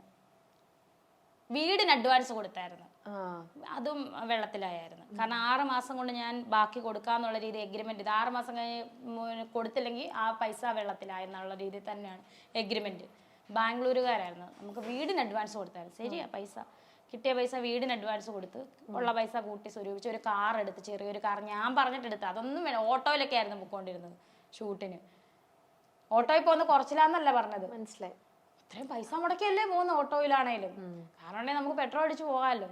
എന്നിട്ട് ഞാൻ ഇത് കണ്ട് സഹി കെട്ടിട്ട് ഞാൻ തന്നെയാണ് ആളുടെ കുറച്ച് ആ പൈസ സ്വരൂപിച്ച് വെച്ച് ഞാൻ തന്നെ എൻ്റെ പേരിലാണ് ഒരു ചെറിയൊരു വണ്ടി എടുത്ത് കൊടുത്തതും ഒക്കെ. ആളെ ഇനി കാറിന് പോയാൽ മതി കേട്ടോ സൂചിച്ചേട്ടാ, വാവട്ടെ നീ പറഞ്ഞുകൊണ്ടല്ലേ ഞാൻ ഇങ്ങനെ ബസ്സിലൊക്കെയാണ് ഞാൻ പോകുന്നുള്ളൂ എന്ന് പറഞ്ഞ് ഇങ്ങനെ നടക്കത്തില്ല, കാർ എടുത്തേ പറ്റത്തുള്ളൂ. അതിന് വഴക്ക് പിടിച്ചാണല്ലോ ഞാൻ മേടിപ്പിച്ച ഒരു കാറ്, ചെറിയൊരു കാറ് ഞാൻ മേടിച്ചു കൊടുത്ത്. ഇപ്പോഴും ആ കാറ് അത് കിച്ചുവിന് മാത്രമേ ഓടിക്കാൻ അറിയത്തുള്ളായിരുന്നു. അതിപ്പോൾ സത്യം പറഞ്ഞാൽ അതിങ്ങനെ കിടന്ന് ഇതിപ്പോൾ വർക്ക്ഷോപ്പിലാണ്. ഇനിയിപ്പോൾ അത് കാരണം അത് നമുക്ക് കളയാൻ തോന്നത്തില്ല, കളയാൻ പറ്റത്തില്ല. കാരണം സൂചേട്ടൻ്റെ ആത്മാവ് മാളൂ എന്നങ്ങണ്ട സൂചേട്ടൻ അതിനെ വിളിച്ചുകൊണ്ടിരിക്കുന്നത്. ഞാൻ ചോദിക്കും നിങ്ങൾ എന്തിനാ കാറിന് പേരിടുന്നതൊക്കെ ചോദിക്കുക. ഭയങ്കര ഇഷ്ടമായിരുന്നു ആൾക്ക് ആ കാർ, എപ്പോഴും തൂത്ത് തുടച്ച് ഇടുന്നൊരു കാർ. ഇപ്പൊ അത് സ്റ്റാർട്ട് ചെയ്യുന്നില്ല, നിങ്ങൾക്ക് ആർക്കും ഓടിക്കാനോ അറിയുന്നില്ലാത്തതുകൊണ്ട് വണ്ടി വെറുതെ കിടന്ന അത് പോവും വണ്ടി. അങ്ങനെ അവസ്ഥ വർക്ക്ഷോപ്പിൽ ഇനിയിപ്പോൾ അത് പതിയെ മേടിക്കണം, തിരിച്ചെടുക്കണം. ഏതാ വണ്ടിന്നറിയോ? ആൾട്ടോ. ഓക്കെ. സുധിച്ചേട്ടൻ്റെ ഈ കോവിഡ് ടൈമിൽ നിങ്ങൾ ഒരുപാട് അനുഭവിച്ചു എന്ന് പറയുന്നുണ്ട്.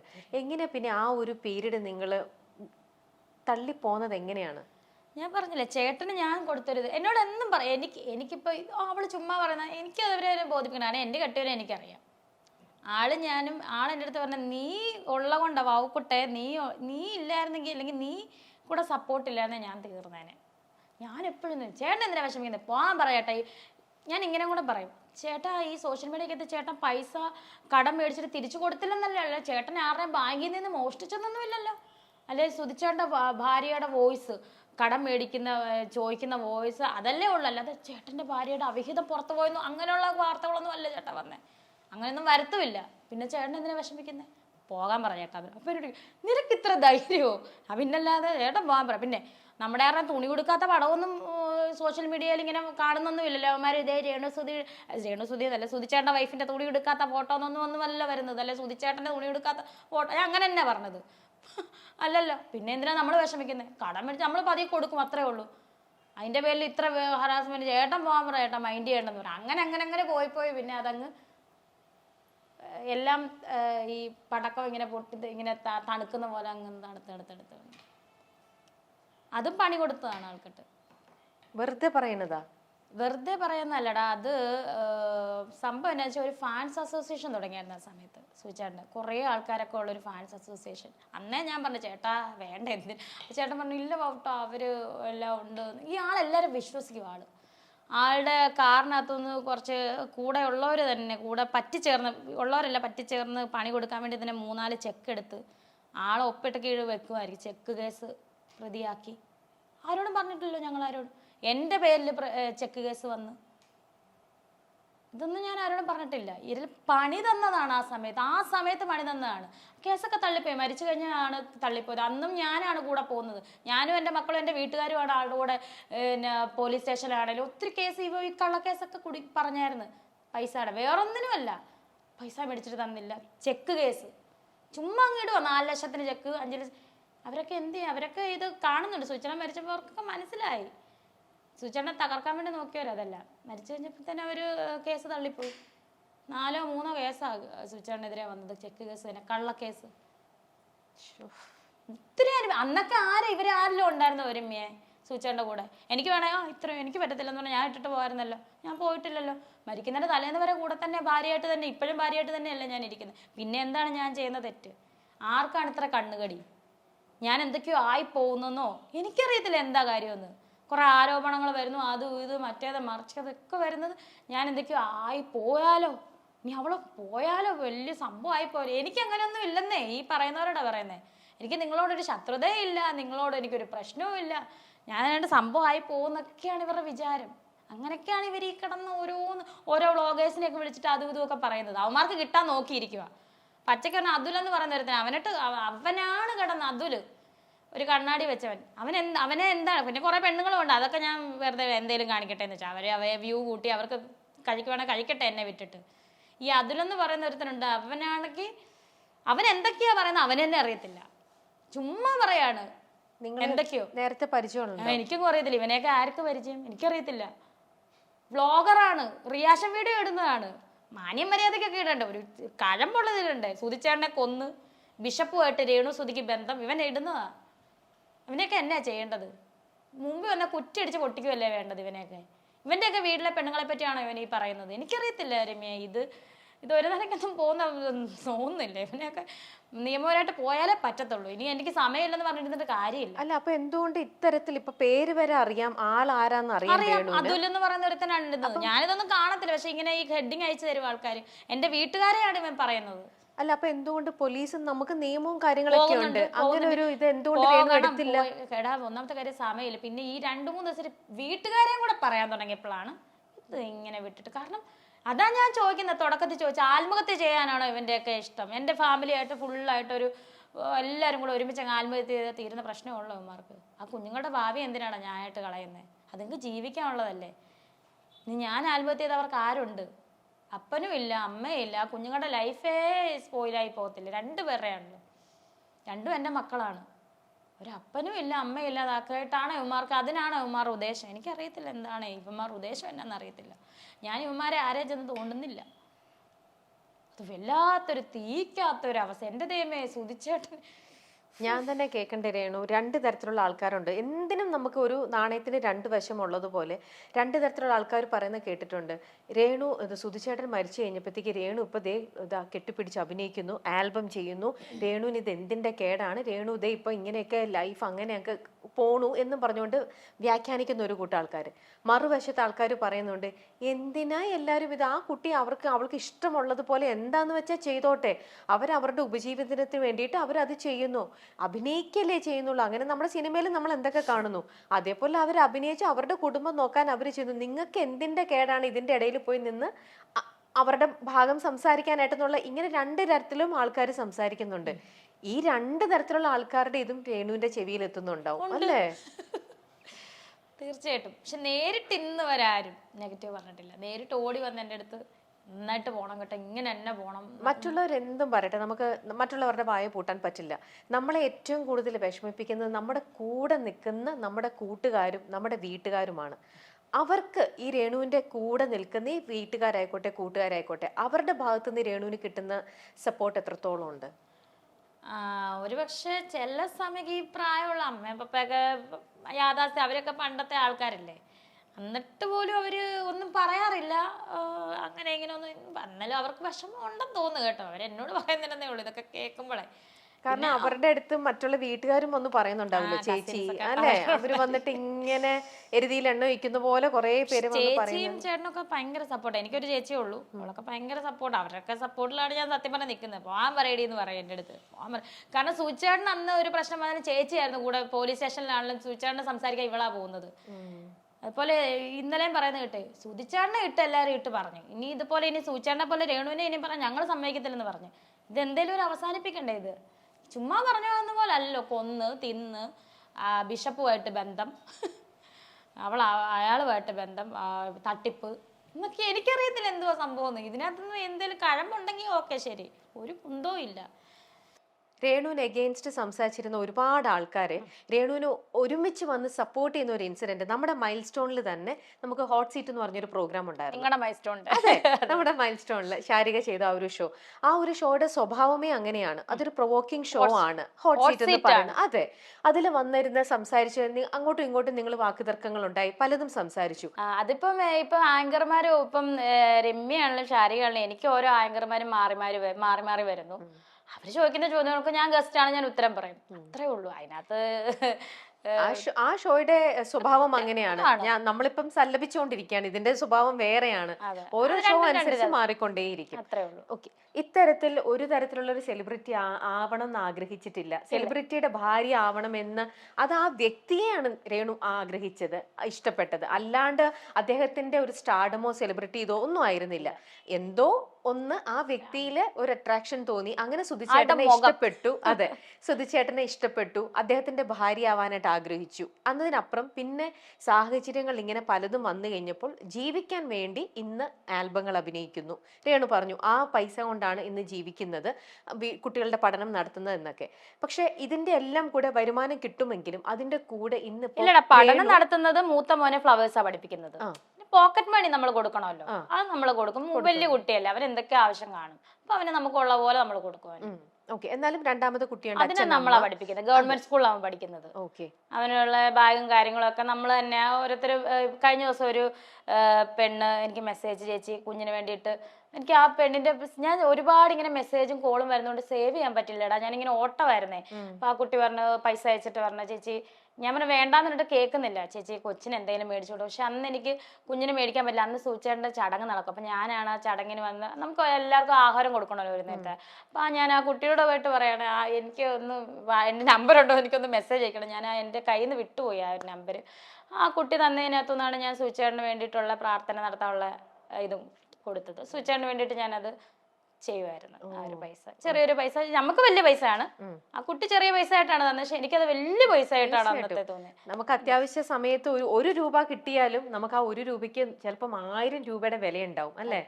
ഓക്കെ, അപ്പൊ ഇത്തരത്തിലുള്ള പൈസ കിട്ടുന്നത് കൂടെ തന്നെ രേണു അതിന്റെ കൂടെ ഒരു സെലിബ്രിറ്റി, ഒരു സ്റ്റാർഡോം എൻജോയ് ചെയ്യുന്നുണ്ട്. ഇന്നിപ്പോ രേണുവിനെ അറിയുന്ന ഒരുപാട് ആൾക്കാരുണ്ട്. രേണു പുറത്തേക്ക് ഇറങ്ങുമ്പോൾ രേണുവിന്റെ മുഖം റെക്കഗ്നൈസ് ചെയ്യുന്നു, രേണുവിന്റെ ആൽബങ്ങൾ ഇഷ്ടപ്പെടുന്നു. അപ്പൊ രേണുവിനും ഇപ്പൊ ഒരു പബ്ലിക് ഫിഗറായി നിൽക്കുകയാണ്. ഈ ഒരു ലൈഫ് ശരിക്കും രേണു ഇപ്പൊ എൻജോയ് ചെയ്യാണോ? ഞാനും ഇന്നിപ്പോ ഒരു സ്റ്റാറായി. സത്യം പറഞ്ഞാൽ ഇന്ന് ഇങ്ങോട്ടൊക്കെ വരുമ്പോൾ എവിടെ പോലും തിരിച്ചറിയുന്നുണ്ട് ആൾ, ഓടിയാ വരുന്നത്. അപ്പൊ ഞാൻ പറഞ്ഞ പോലെ എന്നെ തന്നെയാണോ, ഞാൻ പുറകോട്ട് പോയി ചേച്ചിയെ ഒന്ന് കാണട്ടെ, ഒന്ന് പിടിക്കട്ടെ, കയ്യിലൊക്കെ പിടി മാന്തി കീറി കഴിഞ്ഞ ദിവസം ഇങ്ങനെ ഒന്ന് പിടിക്കട്ടെ എന്നൊക്കെ പറഞ്ഞു. ഞാൻ ആലോചിച്ചത് എന്താ സംഭവം. കഴിഞ്ഞ ദിവസം ഗുരുപ്രിയ ടിവിയുടെ അവാർഡിന് പോയപ്പോ ജിജി ചേച്ചി എന്ന് പറഞ്ഞ സിനിമ നടി, ആള് പറയാ പണ്ടൊക്കെ ജയഭാരതി ചേച്ചിയൊക്കെ പോകുമ്പോ മീഡിയാസ് ഇങ്ങനെ ഓടുന്ന നോക്കിയെന്നുണ്ട്. ഞാൻ ആരെയായി പറയുന്നത്, ഇന്ന് ഞാൻ കണ്ടു രേണു സുധി വരുമ്പോ ഒരു പറ്റം വീഡിയോ ഓടുന്നത് കണ്ടു.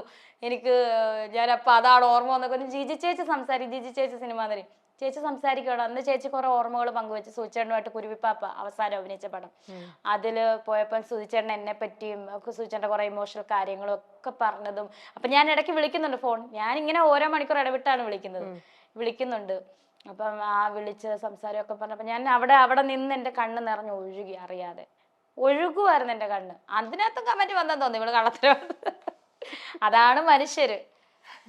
പക്ഷെ എൻജോയ് ചെയ്യുന്നുണ്ട് അല്ലേ? ആൾക്കാർ തീർച്ചയായിട്ടും സന്തോഷം. കാരണം സുധിച്ചേട്ടന്റെ വൈഫ് എന്നുള്ള രീതിയിൽ എന്നെ തിരിച്ചറിയുന്നുണ്ടല്ലോ. അപ്പം ആളോടുള്ള ഇതും കൊണ്ടാണ് എന്നെ തിരിച്ചറിയുന്നത് എന്ന് ഞാൻ വിശ്വസിക്കുന്നു.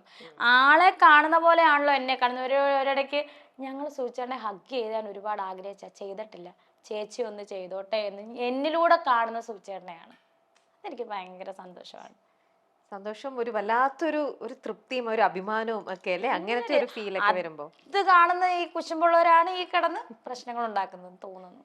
ഇതിനിടയിലും അദ്ദേഹം മരിച്ചു കഴിഞ്ഞപ്പോൾ ഓഫേഴ്സ് ആയിട്ടും സഹായിക്കാൻ ഒരുപാട് കാര്യങ്ങൾ നിങ്ങൾക്ക് വന്നിട്ടുണ്ടായിരുന്നു. പലരും പല രീതിയിൽ സഹായിച്ചു. പലരും ഒരു ഉപജീവന മാർഗമായിട്ട് രേണുവിൻ്റെ അടുത്തേക്ക് എത്തി. അപ്പോൾ രേണു അന്ന് ആ ഓഫറുകളൊന്നും തന്നെ സ്വീകരിച്ചിട്ടില്ല എന്ന് കേട്ടു. പക്ഷെ രേണുവിൻ്റെ എനിക്ക് ഇഷ്ടപ്പെട്ടത് ഇതാണ്, എനിക്ക് ഇഷ്ടപ്പെട്ട മേഖല ചെയ്യണമല്ലോ എന്നുള്ളൊരു തീരുമാനത്തിലാണ് രേണു ഇതാണ് ലാസ്റ്റ് ചൂസ് ചെയ്തത്. അല്ലടാ, ഇതും ഒഴുക്കിൽ ഞാൻ പറഞ്ഞ വന്ന വരവാണ്. കിച്ചുവിനോട് ചോദിച്ചു, കിച്ചുവിനില്ല, അമ്മ അഭിനയിച്ചു എന്ന് പറഞ്ഞെങ്കിൽ തട്ടിവിട്ടൊരു വാക്കാണ്. വേണേ അമ്മ അഭിനയിച്ചു, ഞാനങ്ങുമില്ല എന്നുള്ള രീതി ചുമ്മാ നിസ്സാരമായിട്ട് പറഞ്ഞ സാധനമാണ് ഞാനിപ്പോ ഈ അഭിനയ മേഖലയിലോട്ട് വരാൻ കാരണം. അല്ലാതെ പാരമ്പര്യമായിട്ട് എനിക്ക് ഒന്നും അറിയത്തില്ല. അതുപോലെ പ്രൊഫഷണൽ നാടക നടിയായി അത് ആ സമയത്ത് തന്നെയാണ് കൊച്ചിൻ സംഗമിത്രയെ പോലെ വലിയൊരു സമിതി വിളിക്കാനും അതിന്റെ ഒരു 19 നാടകമെങ്കിലും ചെയ്ത് സ്റ്റേജിൽ. 50ാമത്തെ ഇപ്പൊ മെയ് കൊണ്ട് അവസാനിച്ചു, എഗ്രിമെന്റും കഴിഞ്ഞു, എല്ലാം കഴിഞ്ഞു. നാടകത്തിൽ പ്രൊഫഷണൽ നാടക ആർട്ടിസ്റ്റ് ആയിരുന്നു. ഈ ഒരു കാലയളവിൽ വന്നതാണ് ഇതെല്ലാം. അതൊക്കെ ഒരു ഭാഗ്യമായിട്ട് കരുതുന്നു. കാരണം സതീഷ് സംഗമിത്രയെ പോലുള്ള വലിയൊരു പേരുകേട്ട സമിതി, നാടകം എന്ന് പറഞ്ഞാൽ നാടകവും സിനിമ ആ സമയത്തൊക്കെ നാടകങ്ങളായിരുന്നു വർഷങ്ങൾക്ക് മുന്നൊക്കെ. അപ്പൊ അവരെ പോലുള്ളൊരു സമിതി എന്നെ നേരിട്ട് വിളിക്കാനും അവിടുത്തെ ഒരു ഇരട്ട നഗരം എന്ന് പറഞ്ഞാൽ അവരുടെ 50ാമത്തെ ഗോൾഡൻ ജൂബിലി നാടകത്തിൽ ഒരു നല്ല ക്യാരക്ടർ 10 സീനിനകത്ത് ഒരു നല്ല വേഷം ചെയ്യാനും ഒക്കെ പറ്റിയ എന്റെ ഭാഗ്യമാണ്. പ്രൊഫഷണൽ ആർട്ടിസ്റ്റാണ്, ഒരു തിയേറ്റർ ആർട്ടിസ്റ്റ് എന്ന നിലയിൽ ഞാൻ അഭിമാനിക്കുന്നു. ഇതൊക്കെ ഒരു എന്താ പറയാ, ഒരു ഭാഗ്യമായിട്ട് കരുതുന്നു. സുചേട്ടൻ ഏതോ ലോകത്തിൽ പുള്ളിയെ കൊണ്ട് ചെയ്യാൻ പറ്റാത്തത് എന്നെ കൊണ്ട് ചെയ്യിക്കുന്നെന്നോ അല്ലെങ്കിൽ ഇനിയും ചെയ്യിക്കാനുണ്ടെന്നോ ഒക്കെ ഉള്ളൊരു തോന്നലുണ്ട് എനിക്ക്. കാരണം ആൾക്ക് ചെയ്യാൻ പറ്റാത്ത സാധനങ്ങൾ ചെയ്യണം, ആള് എവിടെയോ മറിഞ്ഞിരുന്ന് ഇതൊക്കെ നിയന്ത്രിക്കുന്ന പോലാണ് എനിക്ക് തോന്നുന്നത്. കാരണം ഒരു ഇന്റർവ്യൂവിന് തന്നെ ഞാൻ സംസാരിച്ചു, ഞാനത് കണ്ടില്ല, കമന്റിലാണ് പിന്നെ അറിയുന്ന സംഭവം. ഒരു സുധിച്ചേട്ടൻ്റെ മാലയെന്നൊരു പൂമാല ഊരി വരുന്നത്, അതിനും ഒരുത്തർ റിയാക്ഷൻ ഇട്ടേക്കുന്നു, സുധിച്ചേട്ടൻ സഹിക്കുന്നില്ലെന്ന്. ഞാനൊരു കാര്യം ചോദിച്ചോട്ടെ, അത് ഇപ്പൊ പറയുന്ന കൂട്ടത്തിൽ പറഞ്ഞാണ്, നമ്മൾ ഒരാൾക്ക് പൂ കൊടുക്കുന്നത് ഇഷ്ടം കൊണ്ട് കൊടുക്കുന്നതല്ലേ? പൂ എന്ന് പറയുന്ന ഒരു മനോഹരമായിട്ടുള്ള ഒരു സാധനം, നമ്മൾ ഇഷ്ടമുള്ളവർക്ക് മാത്രം കൊടുക്കുന്ന സാധനമാണ്. കല്ലെടുത്തെറിയാം അല്ലേ, ഇഷ്ടമില്ലാത്തവരെ കാണുമ്പോ. പൂ എടുത്തെറിയുന്ന കേട്ടിട്ടുണ്ടോ? ഇല്ല. അപ്പം എന്നോട് അതിനും ഞാൻ ഓപ്പൺ ആയിട്ട് പറയാണ്, എന്നെ ഇപ്പോഴും ഇഷ്ടമായതുകൊണ്ടല്ലേ സുധിച്ചേട്ടന്റെ മാലയിൽ നിന്ന് ആ പൂ എനിക്ക് വേണ്ടിയിട്ട് ഉതിർന്നു വീണത്. ഞാൻ അങ്ങനെ വിശ്വസിക്കുന്നു. ആൾക്ക് ഒന്നും പ്രതികരിക്കാൻ പറ്റാതായിരിക്കും അവിടെ ഇരിക്കുന്നത്, എങ്ങനെയെങ്കിലും പ്രതികരിക്കും. ആളെന്റെ കൂടെ ഉണ്ട്, അതാണ് സത്യം. ആളെന്റെ കൂടെ ഒരു നിഴലായിട്ടുണ്ട്. ഏത് ആപത്ത് ഘട്ടത്തിൽ നിന്നും ഇങ്ങനെ താഴെ വീഴുന്ന സമയത്ത് ഇങ്ങനെ കോരിയെടുക്കുന്ന ആളെന്നെ എനിക്കത് ഫീൽ ചെയ്യണമുണ്ട്. കാരണം ഒരു പൂവൊക്കെ അത് പറന്ന് താഴെ വീഴാന്ന് അത് എൻ്റെ ലൈഫിലെ ഏറ്റവും വലിയ സന്തോഷമാണ്. ആളെൻ്റെ കൂടെ ഉണ്ട്, രേണു ഞാൻ നിന്റെ വാവട്ടെ എന്താ ഒരു പൂ എന്ന് പറഞ്ഞായിരിക്കും തന്നത്. പക്ഷെ അതിനകത്തും വ്യാഖ്യാനിക്കാൻ ആൾക്കാർ കാണും, അതൊന്നും ഇവിടെ വില പോകത്തില്ല. എനിക്ക് എൻ്റെ സുധിച്ചേട്ടൻ പൂ തന്നത് തന്നെയാണ്. എന്നെ ഇപ്പോഴും ഇഷ്ടമാണ്, അപ്പോഴും ഇഷ്ടമാണ്, എപ്പോഴും ഇഷ്ടമാണ്. അപ്പോൾ ഈ ഒരു മേഖല ഇപ്പൊ സുധിച്ചേട്ടന്റെ ഈ പറഞ്ഞ പോലെ സുധിച്ചേട്ടന്റെ തന്നെ ഒരു ബാക്കിൽ നിന്നുകൊണ്ട് അദ്ദേഹം നീ ഇത് ചെയ്യൂ എന്നുള്ളത് അതുകൊണ്ടായിരിക്കുമോ ഇതിനിടയിൽ വേറെ തരത്തിലുള്ള ജോലികളൊക്കെ വന്നപ്പോൾ രേണു വേണ്ട, എനിക്ക് അതൊന്നും സെറ്റ് ആവൂല എന്ന് വിചാരിച്ചു? ഒന്നും വന്നില്ലടാ, എനിക്ക് സർക്കാരിൽ നിന്ന് ജോലിയുടെ കാര്യം അന്നേ പറഞ്ഞിട്ടുണ്ട്. പറഞ്ഞതാണ്, അത് എംപ്ലോയ്മെന്റ് വഴി നടന്നുകൊണ്ടിരിക്കുന്നത്. ഇപ്പൊ പിന്നെ എംപ്ലോയ്മെന്റ് ഒരിടയ്ക്ക് ഇങ്ങനെ വിളിച്ചിട്ട് ഷിപ്പ് യാർഡിന്റെ ഒരു ഇത് ഇങ്ങനെ വന്നായിരുന്നു. പക്ഷെ അതൊക്കെ എന്ന് പറഞ്ഞാൽ നല്ല ഹെൽത്തും കാര്യങ്ങളും, അത് തൽക്കാലമായിട്ട് അത് വന്നില്ല, ഇങ്ങനെ വരും എന്നുള്ള ഒരു ഇതിൽ വന്നായിരുന്നു. പക്ഷെ അതൊന്നും സെറ്റായില്ല. വേറൊന്നുമല്ല, ഷിപ്പിയാണ് നല്ല ആരോഗ്യവതിയായിട്ടുള്ള ആൾക്കാർക്കൊക്കെ ഉള്ളതല്ലേ, ഒന്നും സെറ്റായില്ല. അത് ഇങ്ങനെ വന്നതേ ഉള്ളൂ, ഓരോ ഇന്റർവ്യൂവും കാര്യങ്ങളും. ഇന്റർവ്യൂ ഒന്നും ആയിട്ടില്ല, സംസാരമേ വന്നിട്ടുള്ളൂ. എംപ്ലോയ്മെന്റിൽ എന്നാലും രജിസ്റ്റർ ചെയ്തിട്ടുണ്ട്, പുതുക്കിയിട്ടുമുണ്ട്. പിന്നെ ഈ തിരക്കും കാര്യങ്ങളായിട്ട് ഞാൻ പിന്നെ അങ്ങോട്ട് പോയുമില്ല, ആരും അവിടെ നിന്ന് വിളിയും വന്നില്ല. അതുകൊണ്ട് പിന്നെ കിട്ടിയത് ഇങ്ങ് ചെയ്യുന്നു, അത്രേ ഉള്ളൂ. പിന്നെ വന്നതെന്ന് എനിക്ക് സുചേട്ടൻ്റെ സഹപ്രവർത്തകർ പറഞ്ഞ ഒരു ജോലി എന്ന് പറഞ്ഞാൽ ഒരു അക്കൗണ്ടന്റ് ആയിട്ട് ഒരു കാര്യങ്ങളൊക്കെ നോക്കും. അപ്പൊ ആ സമയത്ത് എനിക്ക് ആ സമയത്തൊന്നല്ല കണക്കോ കാര്യങ്ങളോ ഒന്നും അറിയാത്തതുകൊണ്ടാണ് ഹ്യൂമാനിറ്റീസ് എടുത്തത്. ഹ്യൂമാനിറ്റീസ് എന്ന ചരിത്രം ഇത് എടുത്തത്. അപ്പം ആ സമയത്ത് ഞാൻ ഇങ്ങനെ പറഞ്ഞു, അയ്യോ അതെന്ന് വെച്ചാൽ കണക്കും കാര്യങ്ങളും ഈ ടെൻഷൻ അടിച്ച് ചെയ്യുന്ന, അപ്പൊ ആ സമയത്തൊക്കെ മരിച്ച ആ സമയമാണ്. അപ്പൊ ഒന്നാമത് തല ഭ്രാന്തെടുത്ത് നിൽക്കുന്ന സമയം. അതിൻ്റെ കൂടെ ഈ സ്ഥാപനത്തിൽ ചെന്ന് ഇനി കണക്കും കാര്യങ്ങളും എന്തുമാട്ടെ മേൽനോട്ടമൊക്കെ വയ്ക്കാൻ പോയാൽ ചിലപ്പം എന്നെ പിടിവിട്ടുപോകും, എന്തേലുമൊക്കെ ആയിപ്പോവും, ആ സ്ഥാപനത്തിനും കൂടെ അത് മോശമാകും. അതുകൊണ്ട് ഞാൻ അത് വേണ്ട, ശരിയാ സെറ്റാകില്ല കേട്ടോ, അത് സെറ്റാകില്ല എന്നുള്ള രീതിയിൽ അങ്ങ്, അല്ലാതെ അവര് തന്ന ജോലി നിരസിച്ചിട്ടോ അങ്ങനത്തെ ഒരു മൈൻഡൊന്നും അല്ലായിരുന്നു അന്ന്. ഇങ്ങനെ അങ്ങ് പോയതാണ്. സുധിച്ചേട്ടന് വേണ്ടിയിട്ട് അന്ന് ഫ്ലവേഴ്സ് വെച്ച് തന്ന വീട്ടിലാണ് ഇപ്പൊ നിങ്ങൾ താമസിക്കുന്നത്. ഫ്ലവേഴ്സ് വെച്ച് തന്നല്ലടാ, KHDC എന്ന് പറയുന്ന ഒരു കേരള ഹോം ഡിസൈനിങ്, അവരാണ് വീട് വെച്ചത്. പക്ഷെ ഫ്ലവേഴ്സും സംഘടനയും 24 എല്ലാരും കൂടെ കൂടിയുള്ള ഒരു കൂട്ടായ്മയുടെ ഭാഗമാണ് ആ വീട്. KHDC ആണ് വീട് പ്ലാൻ ചെയ്ത് വെച്ച് തന്നവരാണ്. ബാക്കി എല്ലാ കാര്യങ്ങളും അവർ ഇപ്പോഴും ഉണ്ട്, നമ്മുടെ കൂടെ ഉണ്ട്. അവരില്ലെങ്കിൽ പിന്നെ നമ്മളെങ്ങനെ ഉള്ളത്? സുചേട്ടന്റെ ഫാമിലി അല്ലേ ഫ്ലവേഴ്സ്, നമുക്കിപ്പോഴും അവര് നമ്മുടെ ഫാമിലി തന്നെയാണ്. അപ്പോൾ സുധിച്ചേട്ടനായിട്ട് കണക്ട് ചെയ്ത് നിൽക്കുന്ന ഒരുപാട് മിമിക്രി ആർട്ടിസ്റ്റുകളും ഈ അദ്ദേഹത്തിന്റെ കണക്ഷനുള്ള എല്ലാവരുമായിട്ട് രേണുവായിട്ടും നല്ല കണക്ഷൻ ആണല്ലോ. അപ്പൊ രേണു ഇന്നിപ്പോൾ അഭിനയം ഇപ്പൊ പഠിച്ചു എന്ന് എന്താ കമന്റ് ബോക്സിൽ തന്നെ വരുന്നു എന്ന് പറഞ്ഞു. പിന്നെ ഇത്തരത്തിലുള്ള ഒരുപാട് ഡ്രാമ ചെയ്തു എന്ന് പറഞ്ഞു. അപ്പൊ എന്തായാലും ഇപ്പൊ അഭിനയവുമൊക്കെ ആയിട്ട് വളരെയധികം അടുത്ത് നിൽക്കുകയാണ്. അതിന്റെ എല്ലാ വശവും രേണു പഠിച്ചുകൊണ്ടേ ഇരിക്കുകയാണ്. അപ്പൊ രേണു എന്തെങ്കിലും സുധിച്ചേട്ടന്റെ കൂടെ വർക്ക് ചെയ്ത ആൾക്കാരുടെ അടുത്ത് ഇത്തരത്തിലുള്ള നമ്മുടെ ഒരു കോമഡി മേഖലയിലേക്ക് എൻ്റർ ചെയ്യാനായിട്ടോ അങ്ങനെ എന്തെങ്കിലും ഒരു ഓപ്പർച്യൂണിറ്റിക്ക് വേണ്ടിയിട്ട് രേണു ട്രൈ ചെയ്തിട്ടുണ്ടോ? ഇന്ന് വരെ ചോദിച്ചിട്ടില്ല. എല്ലാരും അറിയാം, ഇപ്പം നോബിച്ചേട്ടനൊക്കെ മക്കളെന്ന് വിളിച്ചാൽ മക്കളെ മോളെന്നാ വിളിക്കുന്നത്. ഇന്ന് ഈ നിമിഷം വരെ ചോദിച്ചിട്ടില്ല. എനിക്കറിയില്ല, ഞാൻ ചോദിച്ചിട്ടില്ല ആരുടെ അടുത്ത്. കാരണം അത്രയും അടുപ്പുള്ള ആൾക്കാരുടെ അടുത്ത് നമുക്ക് ചോദിക്കാലോ. കാരണം ഇന്നിപ്പോ രേണു നല്ല ഒരു കോൺഫിഡൻസ് വന്നില്ലേ അഭിനയിക്കാനൊക്കെ? അറിയില്ലടാ, ഞാൻ അങ്ങനെ ഒരു മൈൻഡും ചോദിച്ചിട്ടില്ല. ഞാൻ ഇന്നുവരെ എന്നെ ഒന്ന് അഭിനയിപ്പിക്കാവോ അല്ലെങ്കിൽ ഒന്ന് കോമഡിക്കത് വരെ ചോദിച്ചിട്ടില്ല. പക്ഷെ ഒരു അവസരം വന്നാൽ അവരിങ്ങോട്ട് ചോദിച്ചാൽ രേണു ചെയ്യും, ഉറപ്പായിട്ട് ചെയ്യും. രേണു ഞങ്ങളുടെ ഒരു സ്കിറ്റ് ഉണ്ട്, നീ വന്ന് ചെയ്യാം. സുധിച്ചേട്ടന്റെ അത്ര ഇല്ലേലും അതിന്റെ സുധിച്ചേട്ടന്റെ എന്താ പറയാ ഒരു അനുഗ്രഹം ഉള്ള കൊണ്ട് അതിന്റെ പുറകെ നിന്നാണ് ഞാൻ ചെയ്തിരിക്കും.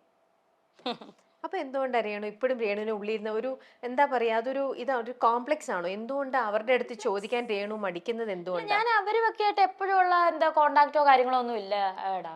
അങ്ങനെ എപ്പോഴും വിളിയും പറിച്ചിലൊന്നും ഇല്ല. അവര് വല്ലപ്പോഴും വിളിക്കും, സംസാരിക്കും, അത്ര അല്ലാണ്ടും വല്ലപ്പോഴും മെസ്സേജ് അയക്കും.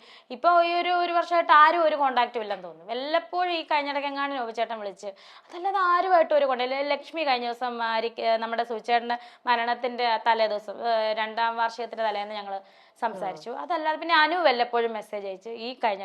അതല്ലാതെ ആരും എന്നെ ആരും വിളിക്കുന്നൊന്നുമില്ല. ആരും ഇനി അവര് കുറ്റം പറഞ്ഞല്ല, അവരുടെ തിരക്കായോണ്ടായിരിക്കും. അല്ല, രേണു ഇങ്ങനെ അഭിനയിക്കുന്നതൊന്നും അവരുടെയും ചിലപ്പോൾ മനസ്സിലേക്ക് അങ്ങനെ പോയിട്ടുണ്ടാവില്ല. ഇപ്പോഴല്ലേ രേണു ഓരോന്നും ഇങ്ങനെയൊക്കെ അഭിനയിച്ചു തുടങ്ങിയത്. കഴിഞ്ഞ ദിവസം മെസ്സേജ് അയച്ചു, എടി നീ ഇങ്ങനെ, ഞങ്ങൾ എടി പൊടി എന്നുള്ള ബന്ധമാണ്, എടി നീ അഭിനയിക്കൂ, നമുക്കറിയാം, ഇപ്പോഴല്ലേ കാണുന്ന ആൽബം ഒക്കെ കണ്ട് സൂപ്പർ എടി, ഇങ്ങനെ എന്നെ മുന്നോട്ട് പോവാ, ഭയങ്കര സന്തോഷം എനിക്ക്, ഞാൻ കണ്ടിട്ട് എനിക്ക്, കാരണം നീ ഇങ്ങനെ അഭിനയിക്കുന്നത് ഞങ്ങൾക്ക് അറിയില്ലല്ലോ ഡി, അടിപൊളിയായിട്ട് പോട്ടെ കേട്ടോ ശ്വാസിക. അപ്പൊ എനിക്ക് ഭയങ്കര സന്തോഷമായി അവള് മെസ്സേജ് അയച്ചപ്പോ. ഇനിയിപ്പോ ഇതാ പുതിയ പുറത്തേക്കുള്ള ഷോയും കാര്യങ്ങളും അങ്ങനെയൊക്കെ ഇപ്പൊ വന്നു തുടങ്ങിയെന്ന് പോവാണ്. ഒരു ഷോ ഉണ്ടായിരുന്നത് മാറ്റിയിട്ട് ഒരു പെർമിഷൻ ഡേറ്റ് മാറിയായിരുന്നു. ഇപ്പം 15-ാം തീയതിയിലേക്ക് ആക്കി, ജൂലൈ. അപ്പം 15-ാം തീയതി പോകുന്നുണ്ട്. ഒരു ഡാൻസ് തൻസീർ കൂത്തുപറമ്പിന്റെ ഒക്കെ ഒരു ഷോ ആണ്, മെഹ്ഫിൽ 2025. അത് കൊണ്ടുപോകുന്ന സ്പോൺസർ മജീദ് എന്ന് പറയുന്നത്, മജീദാണ് കൊണ്ടുപോകുന്നത്. അതില് രേണു ഡാൻസ് ചെയ്യാനാണ്? 2 ഡാൻസ്. ആഹാ, അപ്പൊ ഇപ്പോഴും ഡാൻസ് ഒക്കെ പ്രാക്ടീസ് ചെയ്യുന്നത്? ഡാൻസ് നമുക്ക് നമ്മുടെ ജീവനാടിയാണ്. നമ്മള് ചുമ്മാ ഇപ്പം ജീവിതത്തിൽ ആദ്യമായിട്ട് കാണുന്ന ഒരാളാ ഒരു പാട്ടിട്ടോ, എന്ത് പാട്ടായിക്കോട്ടെ, പാട്ടാണോ അതിനൊക്കെ സ്റ്റെപ്പ് ചെയ്തിരിക്കും. ഓക്കെ, അപ്പൊ അങ്ങനെ ഡാൻസ് ചെയ്യാനായിട്ട് ഇപ്പൊ പുറത്തേക്ക് ഒരു ഷോ ആദ്യമായിട്ടല്ലേ ഇപ്പൊ പുറത്തേക്ക് പോണത്? ജീവിതത്തിൽ അത് ആദ്യമായിട്ടാണ് പോകുന്നത്. ഇപ്പൊ ഫ്ലൈറ്റിൽ കയറി പോകുന്നു. ഇതൊക്കെ എന്തിനാ പേടിക്കുന്നേ? ഓക്കെ. അപ്പൊ എന്താ ഒഴുക്കിനനുസരിച്ച് പോവുകയാണ്. ഒരു രീതിയിലും പ്ലാനിങ്ങോ കാര്യങ്ങളോ ഒന്നുമില്ലാത്ത ഒരു ലൈഫ് എന്ന് പറഞ്ഞു. പക്ഷെ ദൈവം അനുഗ്രഹിച്ച് ഇപ്പൊ കൊറേ ഇങ്ങനെ തന്നുകൊണ്ടേയിരിക്കുകയാണ്. ഇങ്ങനെ നഷ്ടമാണ് സുചേട്ടൻ്റെ എപ്പോഴും ഒരു എംറ്റി ആണ് സുചേട്ടൻ എന്നുള്ള. അതെങ്ങനെയാ എങ്ങനെ പറഞ്ഞറിയിക്കണ്ടെന്ന് അറിയില്ല രമ്യെ. അത് ലൈഫിൽ ആർക്കും ഇങ്ങനെ വരല്ലേ എന്നാണ്. കാരണം വന്നു കഴിഞ്ഞാൽ കേൾക്കേണ്ടത് നമ്മൾ സുധിച്ചേട്ടൻ നിന്നിട്ട് നമ്മൾ പോയിരുന്നെങ്കിലും വേണ്ടായിരുന്നു, കുഴപ്പമില്ലായിരുന്നു. അങ്ങനെ വേണമായിരുന്നു, സുധിച്ചേട്ടൻ നിന്നിട്ട് പോണായിരുന്നു ഞാൻ. അപ്പൊ സുധിച്ചേട്ടൻ കേട്ടോളൂല്ലോ. ഇത് വല്ലാത്തൊരു ഭയങ്കര ഒരു എന്നാ, എങ്ങനെയാണത് മുന്നോട്ട് പറയാൻ എനിക്ക് അറിയത്തില്ല. അതുപോലത്തെ ഒരു ഇമോഷനിലാണ് ഞാനിപ്പോ സത്യം പറഞ്ഞ് നിൽക്കുന്നത്. ഓരോ തവണ സുധിച്ചേട്ടൻ എന്ന് പറയുന്ന പേര് പറയുമ്പോ തന്നെ ആ കണ്ണുകൾ നിറഞ്ഞുകൊണ്ടേ ഇരിക്കുകയാണ്. അത് എനിക്ക് ഇവിടെ നിന്ന് കാണാം. പക്ഷേ അത് 2 വർഷം കഴിഞ്ഞ് പോയിട്ട്, പക്ഷെ എനിക്കിപ്പോഴും ഇന്നലെ എൻ്റെ കൂടെ ഉള്ള പോലെ പോയെന്ന് എനിക്ക് സൂചേട്ടൻ പോയിട്ടില്ല. സൂചേട്ടൻ അങ്ങനെ മരിക്കത്തില്ല എന്നുള്ള ഇത്. കാരണം ഞാനും കിച്ചുവും സൂചേട്ടൻ മരിച്ചു കഴിഞ്ഞ് ഞങ്ങൾ ഇങ്ങനെ കാറിൽ സഞ്ചരിച്ച കിച്ചുവും പറയാം, അമ്മ അച്ഛൻ ഇത്രയും ദിവസം മാറി നിന്നിട്ടില്ലല്ലേ, നമ്മളോട് മിണ്ടാതെ സംസാരിക്കും. ഞാനും പറഞ്ഞു ഇത്രയും ദിവസം മാറി നിന്നിട്ടില്ലടാ. എന്നിട്ട് ഞങ്ങളുടെ വിചാരം എവിടെയോ ഷൂട്ടിന് പോയി പെട്ട് നിൽക്കുവാണ്. ഏട്ടൻ്റെ ഒരു വാക്കാണ്, പെട്ട് നിൽക്കുവാണ്, പെട്ട് നിൽക്കുന്ന ഒരവസ്ഥയാടാ എന്നുള്ളൊരു സംഭവം. അപ്പോൾ എവിടെയോ ഷൂട്ടിന് പോയി. എനിക്കറിയത്തില്ല ഈ 2 വർഷം എങ്ങനെയാ പോയെന്ന് എനിക്കറിയില്ല രമ്യ. ഇപ്പോഴും സൂചേട്ടൻ എവിടെയോ ഉണ്ട്. സൂചേട്ടന് അങ്ങനെ മരണമില്ല. ഞങ്ങളിൽ നിന്ന് അങ്ങനെ ഒന്നും സൂചേട്ടൻ പോകാൻ പറ്റത്തില്ല. ഞങ്ങളെ ഇട്ടിട്ട് ഞങ്ങളുടെ കൂടെ തന്നെ ഉണ്ട് സൂചേട്ടൻ. കാണുന്നില്ലെന്നേ ഉള്ളൂ, ഞങ്ങളുടെ കൂടെ ഉണ്ട്. ഭയങ്കര വല്ലാത്തൊരു ശക്തിയായിട്ട് എൻ്റെ കൂടെ ഉണ്ട്, എൻ്റെ മക്കളുടെ കൂടെ ഉണ്ട് ആള്. അങ്ങനെ പോകൂല, അങ്ങനെ പോകാൻ പറ്റൂല സൂചേട്ടൻ. അതാണ്. ശരി, നമുക്ക് ആർക്കും രേണു അനുഭവിച്ചുകൊണ്ടിരിക്കുന്ന ഈ ഒരു പ്രഷറും അല്ലെങ്കിൽ ഇങ്ങനത്തെ കുറെ കുത്തുവാക്കുകളും ഈ ഒരു എന്നിട്ടും ഒരു രേണു പിടിച്ചു നിൽക്കുന്നുണ്ടല്ലോ. മരിച്ച സുധിച്ചേട്ടൻ്റെ മരണത്തിന് ശേഷമാണെങ്കിലും അങ്ങനെ ഡിപ്രഷനിലേക്കൊന്നും അധികം പോവാതെ സ്ട്രോങ് ആയിട്ട് അവിടെ എണീറ്റ് നിൽക്കാൻ രേണുവിന് പറ്റി. ഇപ്പോഴും ഇത്രയേറെ പലയിടത്തൊന്നും ഉള്ള പ്രതികരണങ്ങൾ മോശമായിട്ട് രേണുവിനെ കുറിച്ച് പറയുമ്പോഴും രേണു ചിരിച്ചും കളിച്ചും വളരെ ഞാൻ ആർക്കും എന്നെ തളർത്താൻ പറ്റില്ലടാന്നും പറഞ്ഞുകൊണ്ട് സ്ട്രോങ് ആയിട്ട് നിൽക്കാണ്. അതെ, അത് വലിയൊരു കാര്യം തന്നെയാണ് രേണു. അങ്ങനെ രേണുവിന് വേറൊരു ഒരു ഡോക്ടറിന്റെയോ ഒരു സൈക്കോളജിസ്റ്റിന്റെയോ ഒരാളുടെയും ഒരു കൗൺസിലിങ്ങോ ഹെൽപ്പോ ഒന്നും ഇല്ലാണ്ട് രേണു തന്നെയാണ് രേണുവിനെ സ്ട്രോങ് ആക്കിക്കൊണ്ടിരിക്കുന്നത്. രേണു സന്തോഷിക്കാനായിട്ട് നിമിഷങ്ങൾ കണ്ടെത്തുന്നു, ചിരിക്കുന്നു, സംസാരിക്കുന്നു, സന്തോഷിക്കുന്നു, അഭിനയിക്കുന്നു. Strong, very strong. ഇന്നിപ്പോ സുധിച്ചേട്ടൻ ഉണ്ടായിരുന്നെങ്കിൽ നിങ്ങളുടെ ലൈഫ് ഇപ്പോ എങ്ങനെയായിരുന്നു രേണു? രേണു ചിന്തിച്ചിട്ടുണ്ടാവുമല്ലോ തീർച്ചയായിട്ടും. പിന്നെ സുചേട്ടന് ഒരുപാട് സിനിമകൾ കിട്ടി വന്നതേ ഉള്ളായിരുന്നു. സിനിമകളൊക്കെ ആയിട്ട് തിരക്കാവും. ഞാൻ പിള്ളേരുടെ കാര്യം നോക്കി ഹാപ്പി ആയിട്ട് പോയേനെ. ഒരു വീട് വെച്ചേനെ. സുചേട്ടൻ നമ്മൾ തന്നെ പൈസയ്ക്ക് ലോൺ എടുത്താണെങ്കിലും നമ്മളൊരു വീട് വെച്ചേനെ. വീട് വെച്ച ഉള്ള ലൈഫ് സന്തോഷമായിട്ട് പോകാനെ. സുചേട്ടൻ തിരക്കായി പോവും, ഞാൻ വീട്ടിൽ ഇരിക്കും. അല്ലെങ്കിൽ സൂചേട്ടൻ്റെ ഷൂട്ടിനൊക്കെ ഞങ്ങളെ വിളിച്ചോണ്ട് പോകുമായിരുന്നു. ഞങ്ങൾ ഷൂട്ട് കാണാമെന്നല്ല പോകുന്നത്, നടീനടന്മാരെ കാണാമെന്നല്ല പോകുന്നത്. ഞങ്ങൾ അവിടെ റൂമിൽ കിടന്ന് ഉറങ്ങാനും ഫുഡൊക്കെ വരും, ഞങ്ങൾ കഴിക്കും, പുറത്ത് എവിടെയെങ്കിലും പോകും. ഞാനും കിച്ചുമൊക്കെ പോകുന്നതിനായിരുന്നു. സൂചേട്ടൻ്റെ കൂടെ അത്രയും നേരം സൂചേട്ടനുണ്ടല്ലോ കൂടെ. ആ ഒരു ഇത്രയേറെ ഇന്നിപ്പോ സുധിച്ചേട്ടൻ എന്ന് പറയുമ്പോഴെല്ലാം കണ്ണുകൾ നിറഞ്ഞുകൊണ്ടിരിക്കുന്നു. ഇത്രയേറെ സുധിച്ചേട്ടാ എന്ന് പറഞ്ഞുകൊണ്ട് ഇത്ര അധികം സുധിച്ചേട്ടനെ ഇഷ്ടപ്പെടുന്ന ഒരു കാര്യം എന്താ? ഭയങ്കര ഇഷ്ടമായിരുന്നു ആള്. ഭയങ്കര ഇഷ്ടമെന്ന് പറഞ്ഞാൽ എനിക്ക് ആളെന്ന് വെച്ചാൽ എനിക്ക് ആളുടെ അടുത്ത് എനിക്ക് എനിക്കങ്ങനെ പറയാൻ അറിയത്തില്ല. ആളുടെ ആ ഒരു ആറ്റിറ്റ്യൂഡ്, ആളുടെ മുഖം എന്ന് വെച്ചാൽ ഭയങ്കര ജീവനായിരുന്നു. മീശ, മുഖം, ആളുടെ ആ ടോട്ടൽ അപ്പിയറൻസിനോട് എനിക്ക് ഭയങ്കര ഇഷ്ടമായിരുന്നു. ഇപ്പോഴും എൻ്റെ മുമ്പിൽ ആ ഒരു മുഖമാണ് നിൽക്കുന്നത്. ആളെ ഭയങ്കര ഇഷ്ടമായിരുന്നു എനിക്ക്, ഇപ്പോഴും ഇഷ്ടമാണ്.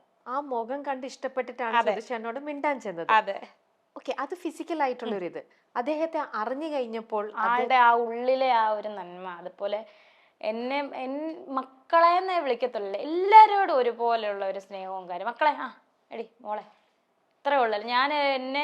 സാധാരണ ഈ ഹസ്ബൻഡുമാരൊന്നും എനിക്ക് തോന്നുന്നില്ല ഷൂട്ടിനൊന്നും എല്ലാ വൈഫിനെയും കൊണ്ടുപോകുന്നു എനിക്ക് തോന്നുന്നില്ല. ഞങ്ങളെ എല്ലാ തമാർപ്പട കുഞ്ഞുണ്ടായ സമയത്താണ് പിന്നെ പോകായിരുന്നത്. അതുവരെ എന്നെയും കിച്ചുവിനെയും തമാർപ്പടാറിന് കൊണ്ടുപോകായിരുന്നു. ഞങ്ങൾ എവിടെ റൂമിൽ ഇരിക്കുമ്പോൾ തന്നെ ആൾക്ക് ഇവർക്ക് ഫുഡൊക്കെ കൊടുക്കും, ഇടയ്ക്ക് കോഫിയും ബിസ്ക്കറ്റും ഒക്കെ. അതും കൊണ്ട് ആ ഫ്ലോറിൽ നിന്ന് ഒറ്റ മിനിറ്റ് അനുപേട്ട, 1 മിനിറ്റ്, ചിന്നു 1 മിനിറ്റ്, ഇപ്പം വരാന്ന് പറഞ്ഞിട്ട് ഓടി ഞങ്ങളുടെ അടുത്തിട്ട് ബിസ്ക്കറ്റ് തരും, അത് തരും. എനിക്ക് കിച്ചുവിനും എന്ത് വേണോ എപ്പോഴും അവിടെ ഫ്ലോറിൽ നിന്നാൽ ഈ ഒരു ചിന്തയാണ്, ഞങ്ങൾ എന്നെ എടുക്കുക എന്നുള്ളത്. അതുപോലെ ഭയങ്കര കരുതലും സ്നേഹമായിരുന്നു. എന്നെ തന്നെ എൻ്റെ വീട്ടുകാരെ ആണെങ്കിലും എല്ലാ മനുഷ്യ സഹജീവികളോടും ആള് ഭയങ്കര ഇതായിരുന്നു. അത് നിങ്ങളോടുള്ള പോലെ തന്നെയാണ്. സുധിച്ചേട്ടന്റെ മുമ്പിൽ വേറൊരാള് സഹായത്തിന് വേണ്ടി കൈ നീട്ടിയാൽ സുധിച്ചേട്ടന്റെ കയ്യിലുള്ളത് കൊടുക്കുന്ന ഒരാളായിരുന്നു അല്ലേ? അതുപോലെ സുധിച്ചേട്ടന്റെ രേണുവിനിൽ ഏറ്റവും കൂടുതൽ ഇഷ്ടം തോന്നിയ ഒരു കാര്യം എന്തായിരുന്നു? എൻ്റെ അടുത്ത് എപ്പോഴും പറയാം, എൻ്റെ കുഞ്ഞിനെ നീ സ്വന്തം കുഞ്ഞായിട്ട് അല്ല, നിന്റെ കുഞ്ഞ് തന്നെയാണ്. അത് എന്നിട്ട് എപ്പോഴും പറയും, വേറെ വല്ല പെണ്ണുങ്ങളൊക്കെ ആവട്ടെ കല്യാണം കഴിച്ച ബോർഡിങ്ങിൽ കൊണ്ട് നിർത്തിയിട്ട് ഇത്ര വലിയ കുട്ടിയൊന്നും പറ്റൂല. ഇപ്പൊ പറ്റത്തില്ല. കാരണം അങ്ങനെ പറയുന്ന ഒരു ആൾക്കാരാണ് ഇപ്പോഴത്തെ സമൂഹം. സ്വന്തം അമ്മമാര് പോലും ഉപേക്ഷിച്ച് പോകുന്നില്ലേ, കൊല്ലുന്നില്ലേ, കടലിലെറിഞ്ഞും കാമുവിന് വേണ്ടിയിട്ടും ഒക്കെ കൊല്ലുന്നില്ലേ. ഈ ഒരു കാലഘട്ടത്തിലല്ലേ നീ ഈ കുഞ്ഞിന് സ്വന്തം അമ്മയായിട്ട് നീ സ്വന്തം കുഞ്ഞായിട്ട് സ്വീകരിച്ചതും അവനെ നടുക്ക് കിടത്തിയാണ് ഉറക്കുന്നത്. കല്യാണം കഴിഞ്ഞ സമയമാണ്. അങ്ങനെ ഒരു പെണ്ണുങ്ങളും ചെയ്യൂല വാവട്ടെ. എൻ്റെ കുഞ്ഞിനെ നീ സ്വന്തമായിട്ട് കണ്ടുകൊണ്ടാണ് നിന്നിൽ ഞാൻ ഏറ്റവും വലിയ ഗുണം അതാണ് വാവട്ടെ എന്ന് അന്നും പറയായിരുന്നു, ഇന്നും പറയാം. ആ കിച്ചു പറഞ്ഞിട്ടാണ് രണ്ടാമത് മോനും ഉണ്ടായത് അല്ലേ? അതെ.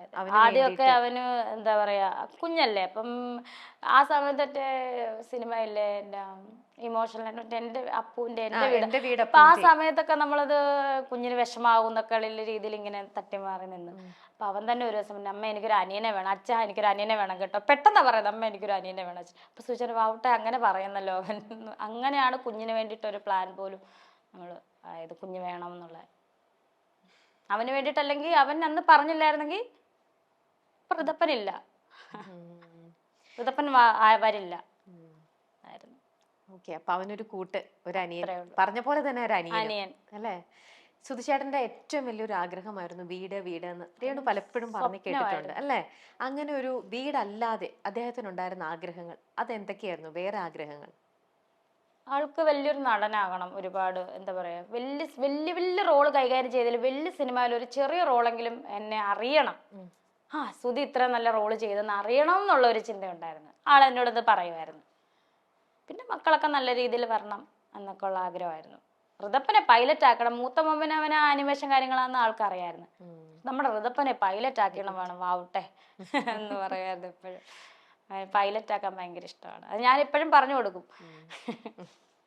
സുധിച്ചേട്ടൻ മരിച്ചിട്ട് 2 കൊല്ലമായി. പക്ഷെ എന്നാലും സുധിച്ചേട്ടന്റെ കൂടെ അസോസിയേറ്റ് ചെയ്ത് നിന്നിരുന്ന, സുധിച്ചേട്ടന്റെ കൂടെ വർക്ക് ചെയ്തിരുന്ന ആൾക്കാരെല്ലാം ഇന്നും അദ്ദേഹത്തെ കുറിച്ച് പറയുമ്പോൾ, ഞാൻ കഴിഞ്ഞ ദിവസം അനൂപിന്റെ ഇന്റർവ്യൂ എടുത്തുകൊണ്ടിരുന്നപ്പോഴും സുധിച്ചേട്ടനെ കുറിച്ച് വാതോരാതെ അനൂപ് സംസാരിച്ചുകൊണ്ടിരിക്കുകയാണ്. അനൂപിന്റെ സ്വന്തം ജ്യേഷ്ഠനെ പോലെയായിരുന്നു. അനുപേട്ടൻ എന്ന് വെച്ചാൽ മുഴുവൻ വിളിക്കത്തില്ല സുധി. അനുപേട്ടൻ എന്ത് പറഞ്ഞു ഇങ്ങനെ അനുപേട്ടന്റെ കോള് അനുപേട്ടൻ എപ്പോഴും ഭയങ്കര ഒരു ജ്യേഷ്ഠ തുല്യ, അങ്ങോട്ടും ഇങ്ങോട്ടും ചേട്ടാന്ന് പറയുന്നത്. സുധിച്ചേട്ടൻ അനുപേട്ടാന്ന് സുചേട്ടാന്ന് വിളിക്കും, സുചേട്ടൻ അനുപേട്ടാന്ന് വിളിക്കും.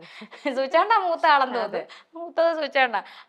പിന്നെ ടേക്കിൻ്റെ ഇടയിൽ ക്യാമറ റോളിങ് അനുപേട്ട ആക്ഷൻ പറയുമ്പോൾ തന്നെ ഓക്കെ സാർ, ആ സമയത്ത് ഓക്കെ സാർ. അത് കഴിഞ്ഞ് അനുപേട്ടൻ എന്ത് പറഞ്ഞാൽ അതായിരുന്നു വേദവാക്കി. ഫ്ലവേഴ്സ് ആയിരുന്നു ആളുടെ ജീവനാടിയും എല്ലാം. സുധിച്ചേട്ടൻ്റെ ജീവനും ഞാൻ ഫ്ലവേഴ്സ് വിട്ട് ഞാൻ എങ്ങും പോകത്തില്ല വൗട്ടെ എന്നായിരുന്നു പറയുന്നത്. അതുപോലെ തന്നെ 24-ന്റെ ആ ഫ്ലവേഴ്സിന്റെ അവിടെ തന്നെ അവസാന സ്റ്റേജ് തിരിച്ചു വരുമ്പോഴല്ലേ അപകടം ഉണ്ടാകുന്നത്. ഫ്ലവേഴ്സ് വിട്ട് ഞാൻ പോകില്ല വൗട്ടെ. എന്നെ സുധിച്ചേട്ടാന്ന് ഓരോ കുഞ്ഞു കുട്ടികൾ പോലും എന്നെ വിളിക്കാൻ കാരണം ഫ്ലവേഴ്സാണ്. എൻ്റെ ഫ്ലവേഴ്സ് വിട്ടിട്ട് ഞാൻ പോകില്ല. എനിക്ക് തോന്നുന്നു ആ ഫ്ലോർ സ്റ്റാർ മാജിക് കഴിഞ്ഞു തീർന്ന്. പക്ഷെ ആ ഫ്ലോർ വിട്ടിട്ട് സുധിച്ചേട്ടൻ പോയെന്ന് എനിക്ക് തോന്നുന്നില്ല. ഇടയ്ക്ക് ഞാൻ കണ്ടെടുത്ത് വരും, ഫ്ലോറിൽ തന്നെ കാണും. എനിക്ക് തോന്നുന്നില്ല ആ ഫ്ലോർ വിട്ടിട്ട് ആള് പോകുന്നു. ആളവിടെ വലിയ സിനിമ വന്നിട്ട് പോലും ആൾക്ക് ഈ ഒരു ഡേറ്റ് ഉള്ളതുകൊണ്ട് ഇല്ല. എനിക്ക് സ്റ്റാർ മാജിക് അങ്ങനെ ഞാൻ സാക്ഷിയല്ലേ, എന്നെ കൊണ്ട് പറയും നീ ഒന്ന് പറയടി അവിടെ ഞാൻ സ്റ്റാർ മാജിക്കിൽ പെട്ട് നീ ഒന്ന് പറഞ്ഞു ആ സിനിമ അവരോട് പറയട്ടോ എന്ന് പറഞ്ഞ് എന്നെ പറയിപ്പിച്ചിട്ടുണ്ട് എന്നെ കൊണ്ട് സിനിമ. അത് അനൂപും പറഞ്ഞിട്ടുണ്ട്. അനൂപിന്റെ കൂടെ എത്രയോ വർഷങ്ങളായിട്ട് ആ ഷോ തുടങ്ങിയപ്പോ ഫസ്റ്റ് തുടങ്ങിയത് കാല് കുത്തുന്ന സുധിച്ചേട്ടനാണ് അവിടെ കാല് വെച്ചത്. ആദ്യം പേളിമാണിയായിരുന്നു തോന്നുന്നു അന്നത്തെ ആങ്കർ ആദ്യത്തെ. അപ്പം കാല് വെക്കുന്ന സുചേട്ടനാണ്. അത് അനൂപ് അന്ന് കുറെ ഇമോഷണൽ ആയി പറഞ്ഞു അനൂപും കരയാണ്ടിരിക്കാൻ പറ്റില്ലാത്തൊരു സിറ്റുവേഷൻ ആയിരുന്നു. അങ്ങനെ അനൂപ് അങ്ങനെയായിരുന്നു. അവര് സഹോദരങ്ങളായിരുന്നു. അനൂപേട്ടനാണ് ഇപ്പൊ ലക്ഷ്മി ആണേലും അവിടെ ഓരോരുത്തരും, നോബിച്ചേട്ടൻ, തങ്കച്ചേട്ടൻ, നെൽസൺ ചേട്ടൻ, മിനിച്ചേട്ടൻ എല്ലാവരുമായിട്ട് അവരൊരു സഹോദര തുല്യരായിരുന്നു അവര്. അത് സുധിച്ചേട്ടനായിട്ട് പരിചയപ്പെടുന്ന എല്ലാവരും ഇതുപോലത്തെ ഒരു ആത്മബന്ധമാണ് ആ വ്യക്തിയുമായിട്ടുണ്ടായിരുന്നത്. ഒരു ദിവസം പരിചയപ്പെട്ടാൽ മതി, എല്ലാവർക്കും ഇത്ര അധികം ഇഷ്ടമായിരുന്നു സുധി എന്ന് പറഞ്ഞത്. അതുകൊണ്ടാണ് 2 വർഷമായിട്ട് ഇന്നും എല്ലാവരുടെ മനസ്സിൽ അദ്ദേഹം ജീവിച്ചിരിക്കുന്നു. ഇന്നും അദ്ദേഹത്തെ കുറിച്ച് പറയുമ്പോൾ എല്ലാവരുടെയും കണ്ണുകൾ നിറയുന്നു, എല്ലാവരും മിസ് ചെയ്യുന്നു. ഇന്ന് വരെ സുധിച്ചേട്ടൻ ഒരു വ്യക്തിനെ ഇഷ്ടമല്ല, അല്ലെങ്കിൽ എനിക്ക് അവരുടെ സെറ്റ് ആവില്ല എന്ന് ഏതെങ്കിലും ഒരാളെ കുറിച്ച് രേണുവിന്റെ അടുത്ത് പറഞ്ഞിട്ടുണ്ടോ? വരെ പറഞ്ഞിട്ടില്ല ആള്. ഇന്ന് ആൾക്കെതിരെ ആ ലോക്ക്ഡൌൺ ഇറക്കിയ ആ ഒരു മീഡിയ ഉണ്ടായിരുന്നു ലോക്ക്ഡൌണെതിരെ. ലോക്ക്ഡൌൺ ടൈമിൽ ആൾക്കെതിരെ ഇറക്കിയ ഒരു സോഷ്യൽ മീഡിയ. അപ്പം ഞാൻ ചോദിച്ചു, സുചേട്ടാ അവൻ എന്തെങ്കിലും ചേട്ടൻ്റെ മുന്നിൽ കാണുവാണെങ്കിൽ ചേട്ടൻ എന്നാ ചെയ്യുന്നു ചോദിച്ചു. എന്തിനാ വാവട്ടെ, അവനെ ഞാൻ കെട്ടിപ്പിടിച്ചിട്ട് മക്കളെ ഇനി ഇങ്ങനൊന്നും പറയില്ല, ചേട്ടൻ ഇത്രയൊക്കെ ഉള്ളു കേട്ടോ എന്ന് പറയും. ഞാനിപ്പോൾ ചോദിക്കും, നിങ്ങൾ എന്തൊരു മനുഷ്യനാ സുചേട്ടാ, നിങ്ങൾക്ക് ഇത്ര ഉള്ളോ എന്ന് ചോദിക്കുമായിരുന്നു. അങ്ങനെ ആൾക്ക് ശത്രുതയൊന്നും ആരോടും ഇല്ലായിരുന്നു. അങ്ങനെയായിരുന്നു ആള്.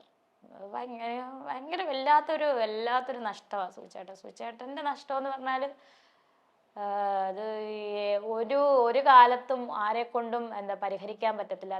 എനിക്ക് എൻ്റെ ലൈഫിൽ ആരെ കൊണ്ടും തിരുത്താനും. പിന്നെ ഏറ്റവും വലിയ ഭാഗ്യം എന്ന് പറഞ്ഞാൽ ആളുടെ 2 മക്കളുടെ അമ്മയായി. അത് എൻ്റെ ലൈഫിലെ ഏറ്റവും വലിയ ഭാഗ്യമായിട്ട് ഞാൻ എൻ്റെ ഒരു മനുഷ്യ ജീവിതത്തിൽ ഇതിൽ കൂടുതൽ എനിക്കൊരു ഭാഗ്യമില്ല. അവരുടെ ആ സുധിച്ചേട്ടൻ്റെ 2 മക്കളുടെ അമ്മയാകാൻ പറ്റിയത് എൻ്റെ ഏറ്റവും വലിയ ഭാഗ്യം. സ്ത്രീ അല്ലെങ്കിൽ ഒരു അമ്മ എന്ന നിലയിൽ എൻ്റെ ഏറ്റവും വലിയ ഭാഗ്യമാണ്. ഞാൻ എങ്ങും പറഞ്ഞിട്ടില്ല, അതെൻ്റെ ഏറ്റവും വലിയ ഭാഗ്യമായിട്ട് ഞാൻ കരുതുന്നു, പറയുന്നു. രേണു, നമ്മൾ സംസാരിച്ചുകൊണ്ടിരിക്കുമ്പം എൻ്റെ തൊട്ട് മുമ്പിൽ ഇവിടെ ഒരു ബോർഡ് ഇരിക്കുന്നുണ്ട്, അത് കണ്ടു രേണു. അതിൽ എഴുതിയിരിക്കുകയാണ്, do more of what makes you happy. നമ്മളെ സന്തോഷിപ്പിക്കുന്നത് എന്താണോ അത് നമ്മൾ കൂടുതലായിട്ടും ചെയ്തുകൊണ്ടേയിരിക്കുക എന്നുള്ള കാര്യം. ഇന്ന് ഇപ്പോൾ രേണുവിനെ ഒരുപാട് വിഷമിപ്പിക്കുന്നതും രേണുവിനെ പിന്നിലേക്ക്, രേണു എത്രത്തോളം സ്ട്രോങ് ആയിട്ട് മുന്നോട്ട് ഓരോ സ്റ്റെപ്പ് വെക്കുമ്പോഴും പിന്നിലേക്ക് നീ നന്നാവണ്ട, നീ ഇവിടെ ഇരിക്കുക, നീ കഷ്ടപ്പെടുന്നു പറഞ്ഞിട്ട് പിന്നിലേക്ക് വലിക്കുന്ന ഒരു കൂട്ടം സമൂഹവും ഉണ്ട് ബാക്കിൽ, അല്ലേ? പക്ഷെ ഇതൊന്നും വക വെക്കാണ്ട് ഞാൻ സന്തോഷത്തിലേക്ക് തന്നെ നീങ്ങുകയാണ് എന്ന് നിൽക്കുമ്പോൾ നമ്മുടെ ജീവിതത്തിന് അങ്ങനെ സന്തോഷിക്കാനും ജീവിതം മുന്നോട്ട് പോകാനും, രേണു ഇന്നിപ്പോൾ പറഞ്ഞു ഞാൻ വളരെ അഭിമാനമുള്ളൊരു മദറാണ്, അമ്മയാണ്, 2 കുട്ടികളുടെ അമ്മയാണെന്നൊക്കെ. എന്നാലും അതാണോ ഒരു പ്രതീക്ഷ നമ്മുടെ ജീവിതം മുന്നോട്ട് നമ്മളെ നയിക്കാനായിട്ട് രേണു കാണുന്ന ഒരു പ്രതീക്ഷ? അതെന്തായിരിക്കും? നമുക്കെല്ലാവർക്കും ശുഭപ്രതീക്ഷയാണല്ലേ, നമ്മളെ മുന്നോട്ട് നയിക്കുന്ന ശക്തിന്റെ പോസിറ്റീവ് ചിന്തകളും നമുക്ക് നാളെ ഒരു പോസിറ്റീവ് ഉണ്ടാകും എന്നുള്ളൊരു ഇതാണ് നമ്മളെ മുന്നോട്ട്. അല്ലെങ്കിൽ നമ്മൾ പണ്ടേ തീർന്നേനെ അല്ലേ. എന്നോട് പലരും പറഞ്ഞിട്ടുണ്ട്, രേണുവിന്റെ സ്ഥാനത്ത് ഞങ്ങളായിരുന്നെങ്കിൽ ഇത്രയൊന്നും നിൽക്കത്തില്ല, പണ്ടേക്ക് ഉത്തരത്തെ തൂങ്ങിച്ചത്തേനെ പറഞ്ഞിട്ടുണ്ട് എൻ്റെ അടുത്ത് ഒരുപാട് പേര്. കാണുമ്പോൾ ഭയങ്കര മനസ്സിന് കട്ടിയുള്ളവരൊക്കെ ഉണ്ട്. അടുത്ത് വന്നിട്ട് രേണു സുധിയെ പോലെ ഞാനൊക്കെ അനുഭവിച്ച് എന്നെയൊക്കെ ഒരു നെഗറ്റീവ് കേട്ടായില്ലേ, ഞങ്ങൾ ഉത്തരത്തെ ചത്തനെ രേണു സുധിയായിട്ട് എങ്ങനെ നിൽക്കുന്ന കേട്ടോ. അപ്പൊ എന്നെ സംബന്ധിച്ച് എനിക്കൊരു ശുഭപ്രതീക്ഷയുണ്ട്. നാളെ നല്ലൊരു ഈ ലൈഫാണ്, അതായത് ഈ ഒരു മേഖലയാണെങ്കിലും എന്ത് മേഖലയാണെങ്കിലും നാളെ ഞാൻ പച്ച പിടിക്കും എന്നുള്ളൊരു ചെറിയൊരു ആത്മവിശ്വാസം ഉണ്ട്. ആത്മവിശ്വാസം, ആ ഒരു സംഭവമാണ് ഒരു വാശിയുണ്ട്, എന്തെങ്കിലും ആയിത്തീരണം ഈ പറഞ്ഞവരുടെ മുന്നിൽ. എന്നിട്ട് വലിയ കാശുണ്ടാക്കുന്നതല്ല, മനസ്സിലായി. കാശുണ്ടാക്കാൻ സൂചിച്ചേണ്ട പോലെ തന്നെ കണക്കാ ഞാൻ കിട്ടുന്നതല്ല, ഇങ്ങനെ പോവാണ് കാര്യങ്ങൾ ചെയ്ത്. ഓക്കെ, ഇങ്ങനെ ഒന്നും സേവിങ്സ് ഒന്നും ഇല്ലായിരുന്നു സുധിച്ചേട്ടന്റെ സ്വഭാവത്തിൽ നിന്ന് അറിയാം, എല്ലാവർക്കും ഇങ്ങനെ കൊടുത്തോണ്ടിരിക്കുന്നതാണ്. പക്ഷെ എന്നാലും നമുക്ക് മുന്നിൽ 2 കുട്ടികളുണ്ട്, ഒരു മുൻകരുതൽ നാളത്തേക്ക് വേണ്ടിയിട്ട്, ഒരു ചെറിയൊരു മുൻകരുതൽ അങ്ങനെ ഒന്നും നിങ്ങൾ 2 പേരും ചെയ്തിട്ടില്ല അല്ലേ? ഇനി എനിക്ക് ചെയ്യണം, അന്ന് അങ്ങനെ ചിന്തിച്ചില്ല അല്ലേ? അതിനുള്ള വരുമാനമൊക്കെ ദൈവം തമ്പുരാൻ, പിന്നെ അതുപോലെ ഈ കാണുന്ന വലിയ ആൾക്കാർ പറയാ, നമ്മുടെ ഈ മേഖലയുള്ളവര് വിളിച്ചാൽ നമ്മൾ ചെയ്യും, അങ്ങനെയുള്ളവര് അഭിനയിക്കും. അതുപോലെ അതിനുള്ള പ്രതിഫലം കിട്ടിയാൽ സേവ് ചെയ്യും. എന്തായാലും മക്കൾക്ക് വേണ്ടിയിട്ടാണ്, സേവ് ചെയ്ത് വെക്കണം എനിക്ക് എന്നുള്ള ആഗ്രഹമുണ്ട്. കാരണം സൂചേട്ടനെ പോലെ ആവരുതല്ലോ ആ ഒരു കാര്യത്തിൽ. ആ ഒരു കാര്യത്തിന് സൂചേട്ടനെ കണ്ടുപിടിക്കാൻ പറ്റൂല. അല്ല, അത് നമ്മൾ വേണം. കാരണം ഇന്നിപ്പോ രേണു ഉത്തരവാദിത്തമുള്ള ഒരു അമ്മയും കൂടിയാണ് 2 കുട്ടികളുടെ. നാളത്തേക്ക് അവർക്ക് വേണ്ടിയിട്ട്, അല്ലെങ്കിൽ തന്നെ അച്ഛനും അമ്മയ്ക്കും, നമുക്ക് ആർക്കും എന്തോ ഒരു അസുഖം വന്നു കഴിഞ്ഞാൽ നമ്മൾ ഇത്രയൊക്കെ ചെയ്യുമ്പോൾ ഒരു കയ്യിലെടുക്കാൻ ഒരു 1000 രൂപയെങ്കിലും നമ്മുടെ സ്വന്തമായിട്ടില്ല എന്ന് പറഞ്ഞാൽ അത് നമ്മുടെ ഒരു ബുദ്ധിമുട്ട് തന്നെയാണ്. അതുകൊണ്ട് കുറച്ച് സേവിങ്സ് എപ്പോഴും നമ്മുടെ ലൈഫിൽ ഞാൻ പഠിച്ചു കഴിഞ്ഞു, തുടങ്ങണം. സുധിച്ചേട്ടൻ എന്താണ് രേണുവിന് ഇപ്പൊ നമ്മൾ ഇതൊക്കെ പറഞ്ഞുകൊണ്ടിരിക്കുന്നോണ്ട് തന്നെ ചോദിക്കാണ്, ഇഷ്ടത്തോടെ രേണുവിന് ആദ്യം വാങ്ങി തന്ന സമ്മാനം അതെന്തായിരുന്നു? ഡ്രസ്സുകളൊക്കെ ആദ്യമായിട്ട് സമ്മാനം എന്നുള്ള രീതിയിൽ ഒരുപാട് സാധനങ്ങൾ മേടിച്ചു തന്നിട്ടുണ്ട്, ഉടുപ്പുകൾ, കാര്യങ്ങൾ. എന്നാലും ഏറ്റവും കൂടുതൽ എനിക്കൊരു ഫോൺ പണ്ട് മേടിച്ചു തന്നായിരുന്നു. അത് ഞാൻ പ്രഗ്നൻസി ടൈമിൽ അതെന്തോ വീട്ടിൽ ഞാൻ യൂസ് ചെയ്യത്തില്ല, വീട്ടിൽ എന്തോ വെള്ളത്തിൽ വീണോ അങ്ങനെ എന്തോ പോയതാണ്. ആദ്യമായിട്ട് എനിക്ക് മേടിച്ചു തന്നൊരു ഫോൺ, അങ്ങനൊരു സന്തോഷമായിട്ട് മേടിച്ചു തന്ന. ഒരുപാട് സാധനങ്ങൾ മേടിച്ചു തരാം, വലിയ കോസ്റ്റ്ലി സാധനങ്ങളൊന്നും മേടിച്ചു തരാമെന്നും ഞാൻ ഇന്നുവരെ പറഞ്ഞിട്ടുമില്ല. ഞാൻ അങ്ങനെ കോസ്റ്റ്ലി സാധനം മേടിക്കണോ എന്നുള്ള ഒരാളെ അല്ല.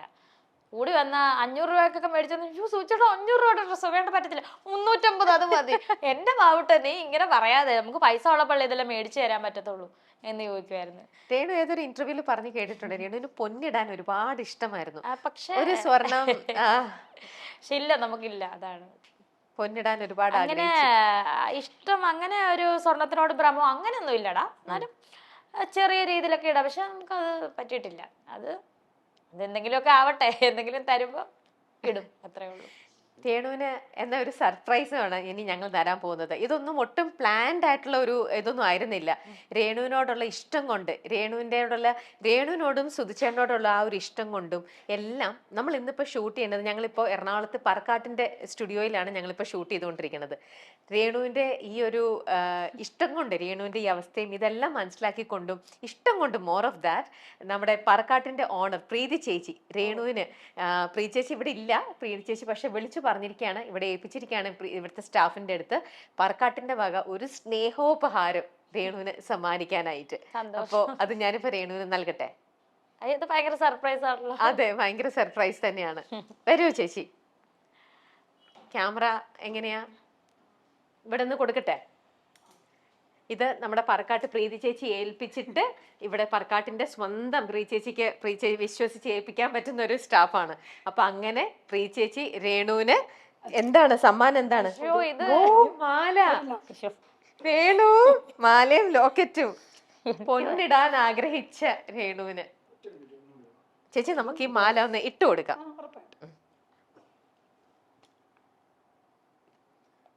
ഇതിനൊന്നും ഞാൻ യോഗ്യതയില്ല. പ്രീതി ചേച്ചി അല്ലേ? അല്ല, പ്രീതി ചേച്ചി അല്ല, ഇത് ഇവിടുത്തെ സ്റ്റാഫ് സിന്ധു ചേച്ചിയാണ്. ഓണർ പ്രീതി ചേച്ചി. ചേച്ചി, ഞാൻ എന്താ പറയണ്ടേ, എനിക്ക് അറിയില്ല. വരൂ രേണു, നമുക്ക് മാല പ്രീതി ചേച്ചി ഓൺ ബിഹാഫ് ഓഫ് പ്രീതി ചേച്ചി നമ്മുടെ സിന്ധു ചേച്ചി മാല ഇട്ട് എടുക്കാം.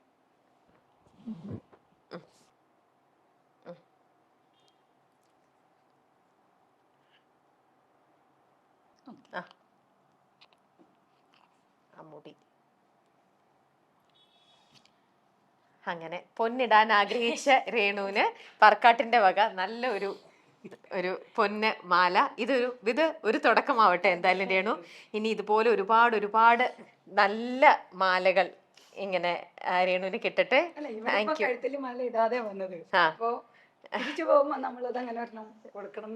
പ്രീതി ചേച്ചി ഒരുപാട് ചേച്ചിയുടെ വലിയൊരു മനസ്സ് തന്നെയാണ്. Thank you so much. വലിയ മനസ്സാണ്. കാരണം ഞാൻ സർപ്രൈസ് ആയിപ്പോയി. മൈ സ്റ്റോൺ എനിക്ക് എന്നെ വിളിച്ചപ്പോഴും എനിക്കിങ്ങനെ ഒരു സർപ്രൈസ് എനിക്ക് അറിയില്ല. വയ്യ പറയാൻ, എനിക്ക് സംസാരിക്കാനും വയ്യ. ഒത്തിരി താങ്ക്സ്. അതിന്റെ കംപ്ലീറ്റ് ക്രെഡിറ്റ് പറക്കാട്ടിനാണ്, പ്രീതി ചേച്ചിക്കാണ്. താങ്ക് യു ചേച്ചി, താങ്ക് യു പറയാൻ പറയണം കേട്ടോ സിന്ധു ചേച്ചി. അപ്പൊ നമുക്ക് ഈ ഒരു നല്ല മുഹൂർത്തത്തിൽ നമുക്ക് ഈ ഒരു ഇന്റർവ്യൂ വൈൻഡപ്പ് ചെയ്യാം. രേണുവിന് എല്ലാവിധ ആശംസകളും. ഇത് വെറും ഒരു തുടക്കമാവട്ടെ. ഇനിയും ഒരുപാട് 5ഉം 10ഉം വലിയ പവനുള്ള മാലകൾ ഇടാൻ ഈ കഴുത്തിന് യോഗം ഉണ്ടാവട്ടെ എന്ന് ആശംസിക്കുകയാണ്. Thank you Renu. Thank you.